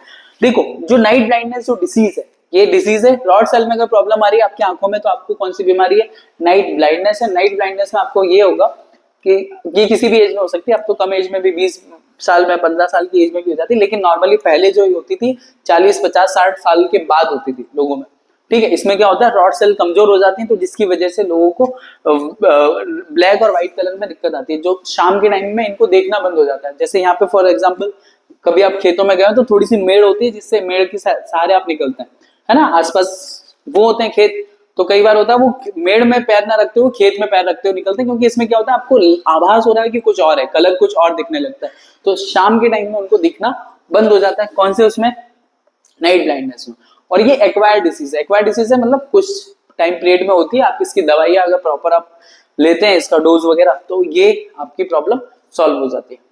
ठीक है, तो ये कौन सी डिसीज में आती है, ये एक्वायर्ड डिसीज में दोस्तों। ये किसमें है, एक्वायर्ड डिसीज में। जब हम डिसीज पढ़ेंगे तो हम एक्वायर्ड डिसीज में इसको फिर से रिपीट करेंगे, एक्वायर्ड डिसीज और जेनेटिक डिसीज में। ठीक है, तो अगर आपको रॉड सेल में प्रॉब्लम हुई दोस्तों तो कौन सी बीमारी आपको हो सकती है, तो अभी मैंने बताया अगर रॉड सेल में प्रॉब्लम होगी तो आपको नाइट ब्लाइंडनेस रतौंधी हो जाएगी, इसके लिए विटामिन ए की गोलियां आपको खानी पड़ेगी। दूसरा, या सब्जी वगैरह ऐसी जिससे विटामिन ए मिले। और कौन सेल में प्रॉब्लम है दोस्तों, तो ये इसका कोई इलाज ही नहीं है। आपको जो 3 प्राइमरी कलर होते हैं ग्रीन ब्लू रेड, इसको देखने में प्रॉब्लम आती है, ये कौन सेल का इश्यू है। हाँ, अब ये ग्रीन ब्लू रेड ये कलर ब्लाइंडनेस होता क्या है, रंग बंधता जो हिंदी में कहा जाता है इसे, ये होती क्या है ये समझते हैं।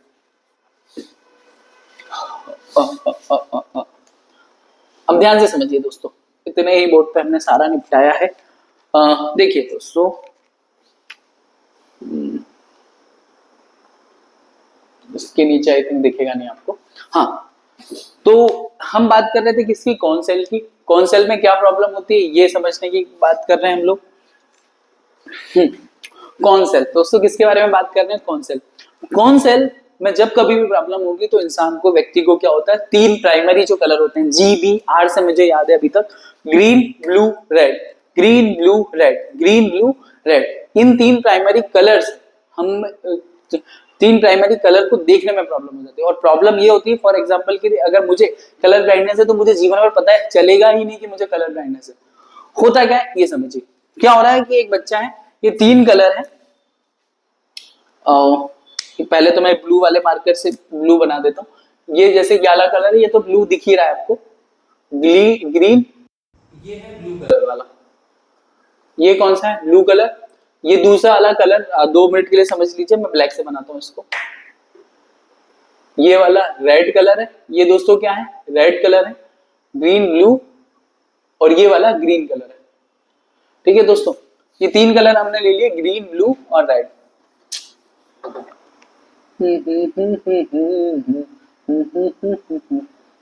ये है हमारा पहला वाला ब्लू, दूसरा है ग्रीन और तीसरा है रेड।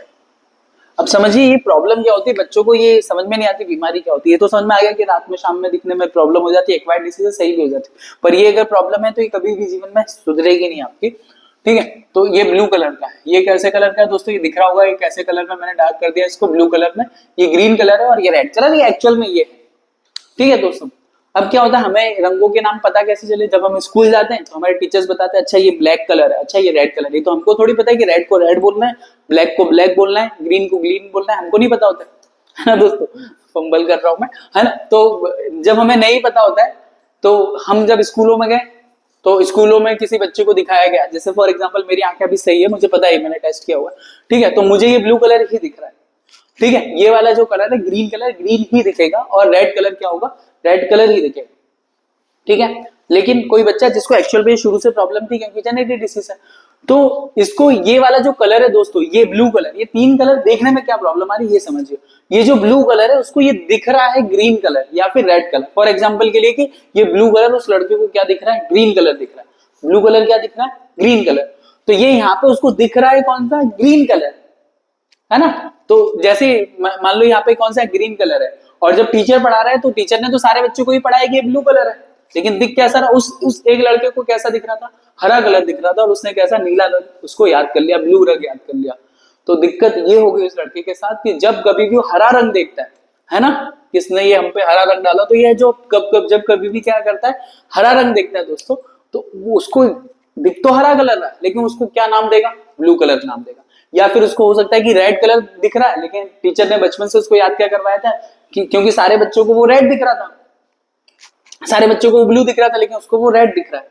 आई थिंक आप समझ पा रहे होंगे मैं क्या बोलने की कोशिश कर रहा हूँ, कि ये ब्लू कलर का मार्कर है, मुझे ब्लू दिख रहा है, लेकिन जिस लड़के को प्रॉब्लम है उसको ये क्या दिख रहा है, हरा कलर का दिख रहा है। तो इस हरे कलर को उस लड़के ने याद ही कर लिया क्या है, कि ये ब्लू कलर है। तो जहां कभी भी वो हरा कलर दिखता है तो उसने हरे कलर को ये याद कर रखा है। इसलिए दिक्कत ये होती है कि पेरेंट्स समझ में भी पाते हैं कि इसको प्रॉब्लम है या नहीं है। तो ऐसे लोग जिनको कलर से रिलेटेड प्रॉब्लम आती है, मैं अगर समझा पाया हूं आपको अगर ठीक से, अगर ये कलर से लेके अगर प्रॉब्लम आती है कभी भी लाइफ में, तो ऐसे लोगों को रेलवे, यूपीएससी, इन एग्जामों में, आर्मी वगैरह में कभी नहीं लिया जाता है। क्यों? क्योंकि रेलवे में तो सारा काम सिग्नल के ऊपर ही हो रहा है ना।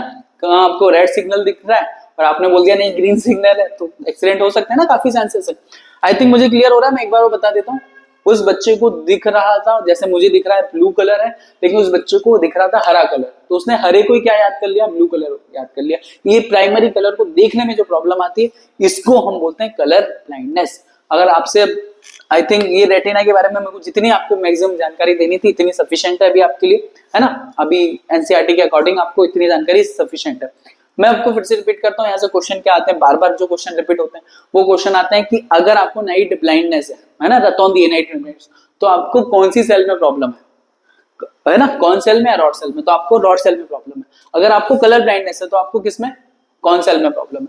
कौन सेल जो जेनेटिक डिसीज अगर आपको हो गई तो आपकी कभी सही नहीं होगी, ठीक है। हाँ, वैसे एक जरूरी बात है, ये बीमारी सिर्फ लड़कों में होती, लड़कियों में नहीं होती। लड़कियों में तो कौन सेल बहुत ज्यादा होती है ना, उनमें सारे कलर को देखने की प्रॉब्लम, मतलब प्रॉब्लम के सारे कलर्स को वो अच्छे से पहचान लेती है।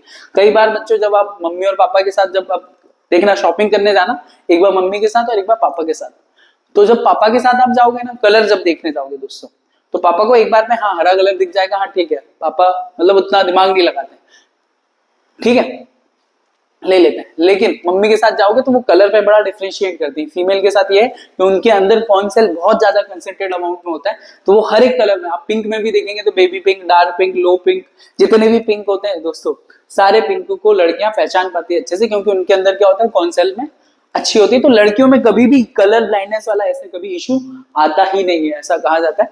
और लड़कों में ये वाला इशू आता है, इसलिए उनको जॉब भी नहीं मिल पाती। ये दुनिया में लगभग पूरी दुनिया की बात कर रहा हूँ, भारत की बात नहीं कर रहा हूँ, लगभग 1 या 2% या मैक्सिमम 3% लोगों में ये बीमारी है। 1 या 2% से ऊपर लोगों में नहीं है। किसी में है तो उसका कोई इलाज नहीं, जेनेटिक डिसीज का कोई इलाज होता भी नहीं है दोस्तों, ठीक है दोस्तों। तो अभी तक मेरे हिसाब से क्लियर हो गया कि रेटिना के अंदर क्या हमने कहानी पढ़ी, क्यों पढ़ना है। अब आगे आ जाते हैं। देखिए, आइए, हमको आंख पढ़ना थी, रेटिना पे हम डिस्कस कर रहे हैं।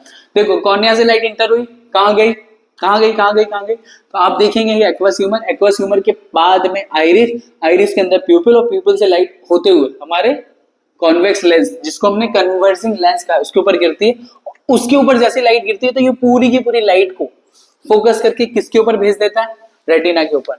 और इस रेटिना के ऊपर ये कौन सेल और रॉड सेल प्रेजेंट है ना, एक कलर दिखाती है, एक ब्लैक एंड व्हाइट को दिखाती है, ठीक है। और जानवरों में ये वाली सेल ही प्रेजेंट होती है, ये वाली कौन सेल एब्सेंट होती है, ये हमने डिस्कस करा हुआ है। तो ये जैसे इसके ऊपर लाइट पड़ती है तो हमको क्या दिखता है, एक डायग्राम दिखता है, एक इमेज दिखती है। क्या होता है, एक इमेज दिखती है। और अब उस इमेज को क्या किया है हमने हमारे ब्रेन में स्टोर कर रखा है ना। अब वो इमेज को कैसे स्टोर कर रखा है, ऐसे ये इस रेटिना से इसके पीछे यहाँ पे दोस्तों, यहाँ पे ऐसी नर्व्स कनेक्टेड होती है, यहाँ पे ऐसी क्या होती है, बहुत सारी नर्व्स होती है, जिसको फोटो सेंसिटिव नर्व्स भी बोल सकते हैं, या इनको बोलते हैं, एक्चुअल में इनको कहा जाता है ऑप्टिक्स नर्व्स। क्या कहा जाता है दोस्तों इसको, ऑप्टिक्स नर्व्स, है ना। यहाँ पे कनेक्टेड होती है ऑप्टिक्स नर्व्स। तो जो भी इमेज यहाँ पे फॉर्म हुई है वो यहाँ पे सिग्नल के फॉर्म में कन्वर्ट होगी। किसके फॉर्म में कन्वर्ट होगी, सिग्नल के फॉर्म में कन्वर्ट होगी। और पूरी की पूरी इंफॉर्मेशन किसके पास भेज दी जाती है, ब्रेन के पास। और ब्रेन सबसे ऊपर है, वो डिसाइड करता है कि इसको क्या बोलना है। वो डिसाइड नहीं करता है उसे क्या बोलना है, पर पूरी की पूरी सिग्नल कहाँ पे जाती है, ब्रेन के पास जाती है। फॉर एग्जाम्पल मैं आपको बताता हूँ, क्योंकि हम बचपन में जब छोटे थे तो हमें थोड़ी पता था कि इसको बॉटल बोलना है। आपने इसको पहली बार देखा, आपके मम्मी पापा या भैया ने बता दिया कि अच्छा इसको बॉटल बोलते हैं। आपके मम्मी पापा ने आपको याद दिलाया कि इसको बॉटल बोलते हैं। अब नेक्स्ट टाइम जब कभी भी इस टाइप का कोई सा ऑब्जेक्ट सामने आएगा जिसके अंदर पानी फिल कर सकते हैं, आप इसको क्या नाम दोगे, बॉटल बोलोगे। क्लियर हो रहा है कि नहीं हो रहा है। तो ये पहली बार आपने जब देखा था आपको नाम नहीं पता था, तो जैसे इसकी इमेज फॉर्म हुई, अच्छा इस वाले ऑब्जेक्ट को हम क्या बोलते हैं, बॉटल बोलते हैं। वो बॉटल को क्या रखते हैं, अब ये वाले जो सिग्नल बने ये पूरे के पूरे ऑप्टिक नर्व्स के थ्रू किसके पास ट्रांसफर कर दिए गए दोस्तों, ब्रेन के पास। और ब्रेन के बारे में जब हम डिटेल में पढ़ेंगे तो वहां पे एक पोर्शन होता है हिप्पोकैम्पस, जिसको हार्ड डिस्क ऑफ ब्रेन बोलते हैं, है ना, हिप्पोकैम्पस के अंदर। तो उसके अंदर ये पूरी की पूरी इंफॉर्मेशन सेव हो जाती है कि अच्छा इसी को मार्कर बोलना है, इसको पेंसिल नहीं बोलना है, इसको मार्कर बोलना है, पेंसिल को पेंसिल क्यों बोलना है। तो ये सारी डिटेल कहां से होती है, ऑप्टिक्स नर्व्स के थ्रू हमारे ब्रेन में स्टोर हो जाती है। ठीक है, तो ये मेरे हिसाब से इतना सफिशिएंट है के बारे में, है ना, रेटिना के बारे में। ओके, कुछ एक दो क्वेश्चन और हैं जो यहाँ से बार बार रिपीटेटिव आते हैं। सबसे पहले ये लगा हुआ लेंस और ये यहाँ पे पड़ रही है, तो ये बीच वाला पोर्शन तो खाली पड़ा हुआ, इस बीच वाले खाली पोर्शन को हम क्या बोलते हैं, ये बीच वाले पूरा बॉडी भर दिया मैंने, थोड़ा सा साफ कर दें दोस्तों। पहले आप एक काम कीजिए, इसका स्क्रीनशॉट लेना चाहिए, लेना हो तो ले लीजिए, है ना। अब इसके आगे इतना वाला पोर्शन में हटा देता हूँ।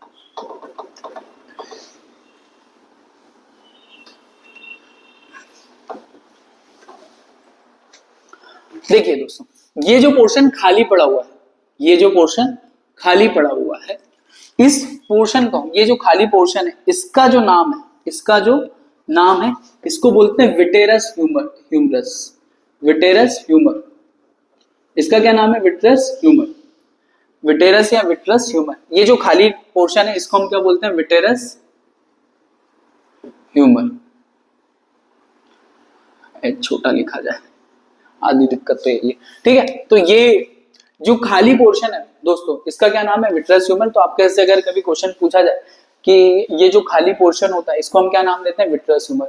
अब अगला क्वेश्चन आपका ये है ना, बहुत इंपॉर्टेंट क्वेश्चन है, इस पूरे विट्रस ह्यूमर की, इस पूरी की साइज कितनी होती है। तो ध्यान रखना, इस विट्रस ह्यूमर की जो साइज होती है 2.5 mm होती है। कितनी होती है, 2.5 mm। मैं 25 mm नहीं बोल रहा हूँ दोस्तों, 2.5 mm, 2.5 mm, है ना। हमारे पूरे आई बॉल की साइज इतनी होती है, 1.7 से 2.5 mm के बीच में होती है। छोटे बच्चों का अलग साइज होगा, बड़े बच्चों का अलग साइज होगा। अच्छा, मैंने सबसे पहले ये बताया था कि हमारी आंखों कहाँ होती है, आई बॉल के अंदर। तो आई बॉल का साइज भी आप लिख लीजिए, आई बॉल का साइज, आई बॉल, तो आई बॉल का जो साइज होता है दोस्तों 1.7 mm से, ठीक है, 17 mm से 2.5 mm होता है, ये होता है, ये हमारी आंखों का साइज होता है, क्योंकि हमारी आंखें कोई इतनी बड़ी नहीं होती। ठीक है दोस्तों, तो ये आपको क्लियर रखना है।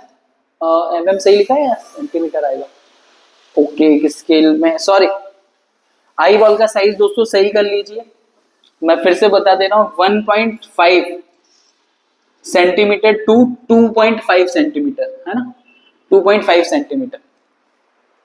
इसका साइज मैक्सिमम इतना हो सकता है 2.5 सेंटीमीटर। 2.5 सेंटीमीटर लिखा है दोस्तों, 2.5 सेंटीमीटर अगर आपने स्केल देखिए तो एक स्केल लगभग कितनी आती है, वो 15 सेंटीमीटर की होती है। तो 15 सेंटीमीटर से 1 सेंटीमीटर, 1.5 सेंटीमीटर या 2 सेंटीमीटर का ये हमारा पूरा आई बॉल होता है अंदर तक, है ना। कभी भी किसी की आंख है, या यूट्यूब पे आप डालना आई की एनाटॉमी, तो ये पूरी डिटेल आ जाएगी, इतनी बड़ी आई होती है। क्लियर है दोस्तों।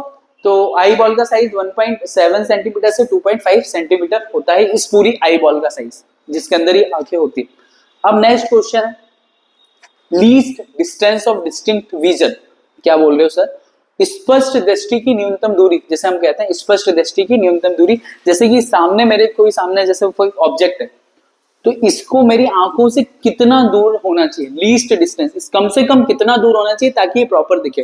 जैसे कभी भी आप एक बुक पढ़ रहे हो तो जैसे आप जैसे फॉर एग्जांपल मेरी हाथ में ये तिल है तो जैसे जैसे मैं आंखों को बिल्कुल पास लाते आऊंगा ये दिखेगा ही नहीं ठीक से प्रॉपर। तो एक क्वेश्चन ये है कि least distance of distinct vision, स्पष्ट दृष्टि की जो न्यूनतम दूरी है वो कितनी होनी चाहिए? तो ये होती है दोस्तों 25 सेंटीमीटर। अगर आपको किसी भी ऑब्जेक्ट को किसी भी किताब को ठीक से अगर पढ़ना हो तो उसको अपनी आंखों से 25 सेंटीमीटर, कम से कम 25 सेंटीमीटर की दूरी पर रखना होता है। एक स्केल 15 सेंटीमीटर की होती है तो ऐसे समझ गए हो ना, 25 सेंटीमीटर की दूरी पर एक ऑब्जेक्ट को रखोगे तो ये प्रॉपर आपको दिखाई देगा। तो least distance of distinct vision, यहां पे हम लिख देते हैं least distance of distinct vision, least distance of distinct vision ये होता है 25 सेंटीमीटर। दोस्तों ये 25 सेंटीमीटर है ना, एमएम में कन्वर्ट करोगे तो 250 एमएम हो जाएगा। और ये 2.5 सेंटीमीटर, आई थिंक क्लियर है। ये दोनों चीजें अलग अलग है ना, विट्रस ह्यूमर का साइज 2.5 सेंटीमीटर है ना, ये जो मैंने बताया 1.7 से इसके बीच में वेरी करता है अलग अलग लोगों का, और ये 25 सेंटीमीटर। तो दोस्तों अब हमारा आई के बारे में जितना भी मैक्सिमम पढ़ना था वो यही है। अब इससे रिलेटेड आगे, इससे रिलेटेड डिसीज और डिसीज कैसे सही होती है, क्योर कैसे होती है, उसकी हीलिंग कैसे होती है, इसके बारे में हम नेक्स्ट वीडियो में बात करेंगे, है ना। तो आज हमने सिर्फ आंखों के बारे में देखा कि आंखें कैसे काम करती हैं। तो आंखों के अंदर इतना सारा पोर्शन होता है तो किसी के लिए अपने ये आंसू ना बहाइए, है ना, जरूरी लोगों के लिए ही बहाइए। मेरा ये कहना है, मैं इसका पूरा फिर से रिवाइज करवा देता हूँ आपको। सबसे पहले दोस्तों आज जैसे शुरू किया था तो सबसे पहले हमने देखा कि ग्लूकोज का कैसे क्या काम होता है, फिर हम आए ह्यूमन आई पे। तो ह्यूमन आई के अंदर दोस्तों हमने ये देखा कि ह्यूमन आई के अंदर, स्टडी ऑफ ह्यूमन आई हम क्या बोलते हैं, ऑप्थेल्मोलॉजी, ये हमने पढ़ा। हमारी आंखें 150 डिग्री का एंगल बनाती हैं। हमारी आंखों के अंदर 3 लेयर होती हैं, स्क्लेरा जो व्हाइट वाला पोर्शन होता है, फिर दोस्तों होता है स्क्लेरा के बाद होता है कोरोइड, जिसकी वजह से न्यूट्रिशन, इसी के अंदर ब्लड है और ब्लड के अंदर ही ऑक्सीजन होता है, तो ऑक्सीजन से हमको क्या मिलेगा, एनर्जी मिलेगी, क्योंकि आंखों को भी तो न्यूट्रिशन चाहिए। तो कोरोइड, और तीसरी नंबर की जो लेयर है रेटिना, रेटिना के बारे में जो भी मैंने डिस्कस किया। स्क्लेरा क्या होता है, आगे से उठा हुआ रहता है, बल्जिंग वाला पोर्शन होता है, तो हम उसको क्या बोलते हैं दोस्तों, कॉर्निया। और कॉर्निया से रिलेटेड 3 ही क्वेश्चन है, डोनेट करते हैं तो सिर्फ कॉर्निया को करते हैं, हमारी पूरी आंखों को कभी डोनेट नहीं किया जाता। विंडो ऑफ आई इसी को करते हैं और सबसे पहले लाइट यहीं से एंटर होती है। इसके जस्ट बाद यहाँ पे एक लिक्विड भरा हुआ है, किस किस के बीच में, आइरिस और कॉर्निया के बीच में। उस लिक्विड को दोस्तों हम क्या बोलते हैं, उस लिक्विड को कहा जाता है एक्वस ह्यूमर। इस लिक्विड को दोस्तों क्या कहा जाता है, एक्वस ह्यूमर, जो मैंने लिखा हुआ यहीं पे हमारी लेक्राइन, आंखों में हमारी लेक्राइमल ग्लैंड होती है, वो बताती है कि कब आंसू निकालना है कब नहीं निकालना है। वो इमोशनल मतलब ब्रेन से कनेक्टेड है, तो वो वाली बातें हम बाद में करेंगे। इसके बाद यहाँ पे हमारे पास क्या होता है, आइरिस। आइरिस हमारी आंखों में कलरिंग वाला पार्ट होता है, किसी की आंखें ब्राउन भी होती है, किसी की आंखें ब्लैक भी होती है। क्यों होती है हमने डिस्कस किया था। इसके अंदर पाया जाता है क्या, प्यूपिल, जिसका साइज घटता और बढ़ता जाता है। इसको कंट्रोल कौन करेगा, पर इसको कंट्रोल करता है आइरिस। कितनी लाइट अंदर होनी है, कितनी बाहर होनी है, अंधेरे में कौन सी चीज बड़ी हो जाती है, ये क्वेश्चन बार बार घुमा फिरा के पूछा जाता है। तो अंधेरे में हमारी आंखों के अंदर प्यूपिल का साइज बड़ा हो जाता है ताकि ज्यादा लाइट इंटर हो पाए। फिर उसके सबसे जरूरी जो चीज होती है वो हमारी आंखों में होता है कॉन्वेक्स लेंस। तो कॉन्वेक्स लेंस जो होता है वो कन्वर्जिंग होता है। कॉन्वेक्स लेंस लाइट को इकट्ठा करके एक जगह करने का, इसलिए हम उसको बोलते हैं कन्वर्जिंग लेंस। ये हमेशा रियल और इन्वर्टेड इमेज फॉर्म करता है। कैसी इमेज फॉर्म करता है, रियल और इन्वर्टेड इमेज फॉर्म करता है। इसके बाद ये जो खाली पोर्शन पड़ा हुआ है इसको बोलते हैं विट्रस ह्यूमर। इस पूरे आई बॉल का साइज 2.5 सेंटीमीटर के अप्रोक्स होता है। हमारी एक आंख ये मैक्सिमम है ना, 1.7 से 2.5 सेंटीमीटर के बीच में कुछ भी हो सकता है ना। मैंने पहले एमएम लिख दिया था, ठीक है। और फिर ये तीसरी वाली जो लेयर है ये है रेटिना। रेटिना के बारे में फिर हम आए थे, तो रेटिना के अंदर फोटो सेंसिटिव सेल होती है, रॉड सेल और कॉन सेल पाई जाती है। कॉन सेल की वजह से कलर दिखते हैं और रॉड सेल की वजह से ब्लैक एंड व्हाइट। जानवरों में रॉड सेल ही प्रेजेंट होती है, cone cell is absent in the animals, dogs. अच्छा, यहाँ से मुझे एक चीज याद आ रही है, आपने कभी देखा है जो गाय वगैरह होती हैं या कई लोग फैलो नहीं सांड जो होते हैं, सॉरी, ठीक है, तो वो रेड कलर को देख के एकदम भागते हैं, है ना। अगर आपने रेड कलर के कपड़े पहने तो वो आपको कुचलते हुए निकल जाएंगे, पता ही नहीं चलेगा। क्यों, ऐसा क्यों होता है ना। आपने इसकी लड़ाई भी देखी होगी बफेलो वाली, ये वाली सांड को क्या बोलते हैं यार, और ठीक है मुझे याद नहीं आ रहा है। पर वो कभी भी देखना, वो रेड कलर से उनको प्रॉब्लम क्या होती है, उनको रेड कलर से प्रॉब्लम नहीं होती है, उनको रेड कलर के मूवमेंट से प्रॉब्लम होती है। तो वो इरिटेट होते हैं जानवर, जिसकी वजह से आपने वो लड़ाई देखी होगी, तो वो हाथ में एक रेड कलर का कपड़ा पकड़ के रखते हैं, इधर से एक आता है, इधर से एक एनिमल आता है जिसको हम सांड बोल रहे हैं, ये आपस में आके क्या होते हैं, टकराते हैं। तो ये जो रेड कलर का कपड़ा है, वो रेड कलर की वजह से उनको प्रॉब्लम नहीं है, रेड कलर के मूवमेंट की वजह से प्रॉब्लम होती है। जो कलर, जो कपड़ा होता है, उसको हम लुमेटा बोलते हैं इंग्लिश में। क्या बोलते हैं दोस्तों? लुमेटा, है ना। सांड को इंग्लिश में क्या बोलते हैं, बहुत गलत टाइम पे याद नहीं आ रहा है, हाँ बट ठीक है। तो वो मूवमेंट की वजह से वो इरिटेट होते हैं, है ना। तो कई सारे जानवर ऐसा, जब मैंने ये आपको बताया ना कि रॉड सेल जानवरों में प्रेजेंट नहीं रहती, तो कई लोगों का ये क्वेश्चन भी उठ सकता है ना कि सर वो जो रेड कलर को देख के भड़क क्यों जाते हैं, कुछ गाय भड़क जाती है, ऐसा क्यों होता है भड़क जाती है? तो उनको रेड कलर दिखता ही नहीं, पहली बात तो रेड कलर दिखता ही नहीं है उनको, जो रेड कलर है वो डार्क ब्लैक कलर और उसके मूवमेंट के कारण उनको इरिटेशन होती है। आई थिंक क्लियर हो रहा है। तो रॉड सेल प्रेजेंट होती है, कौन सेल एब्सेंट होती है जानवरों में। कौन सेल में प्रॉब्लम हुई तो आपको colour blindness, green blue red primary colour देखने में प्रॉब्लम हो जाएगी, जिसको ये देखने में आती है गवर्नमेंट जॉब की कुछ स्पेशल जो जॉब होती है उनमें कभी भी उनको जॉब नहीं मिल पाएगी, और रॉड सेल के अंदर ये सारी चीजें थी। ठीक है, इसके बाद सारी की सारी नर्व्स के थ्रू सारा का सारा किसके पास ट्रांसफर कर दिया जाता है, ब्रेन के पास, और ब्रेन के पास स्टोर हो जाती है चीजें कि अच्छा इसको मोबाइल बोलना है, इसको पेंसिल बोलना है, इसको स्केल बोलना है, इसको कैमरा बोलना है, इसको पंखा बोलना है, ये सारी चीजें ऐसे स्टोर हो जाती है। तो दोस्तों आज का वीडियो मैं यही खत्म करने जा रहा हूँ। इसके नेक्स्ट वीडियो में हम आंखों से रिलेटेड डिसीज लगे हाथ ही पढ़ लेंगे, है ना। कौन कौन सी डिसीज होती है वो हम अगली क्लास में डिस्कस करेंगे डिटेल में। मुझे उम्मीद है मैंने काफी अच्छे से बताने की कोशिश करी है।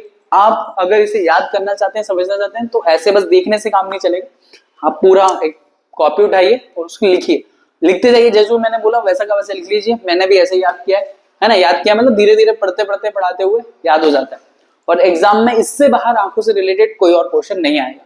इसका नेक्स्ट वीडियो में हम डिसीज कवर करेंगे, इसकी आंखों से रिलेटेड डिसीज, क्या क्या प्रॉब्लम होती है और कौन कौन से लेंस यूज करना पड़ता है इसके बारे में। ठीक है दोस्तों, तो अगर और कुछ अगर आपको इसमें पूछना चाहते हैं तो आप नीचे कमेंट कर सकते हैं। और मुझे काफी मजा आ रहा है आपको पढ़ाने में, मुझे लगता है आपको भी मजा आने लगेगा धीरे धीरे मेरे साथ। ठीक है, तो हम कवर करते हैं। मुझे पता नहीं है, ज्यादा कुछ आइडिया नहीं है ना, मतलब क्या बोल तो ठीक है दोस्तों, तो आज के लिए इतना ही, है ना।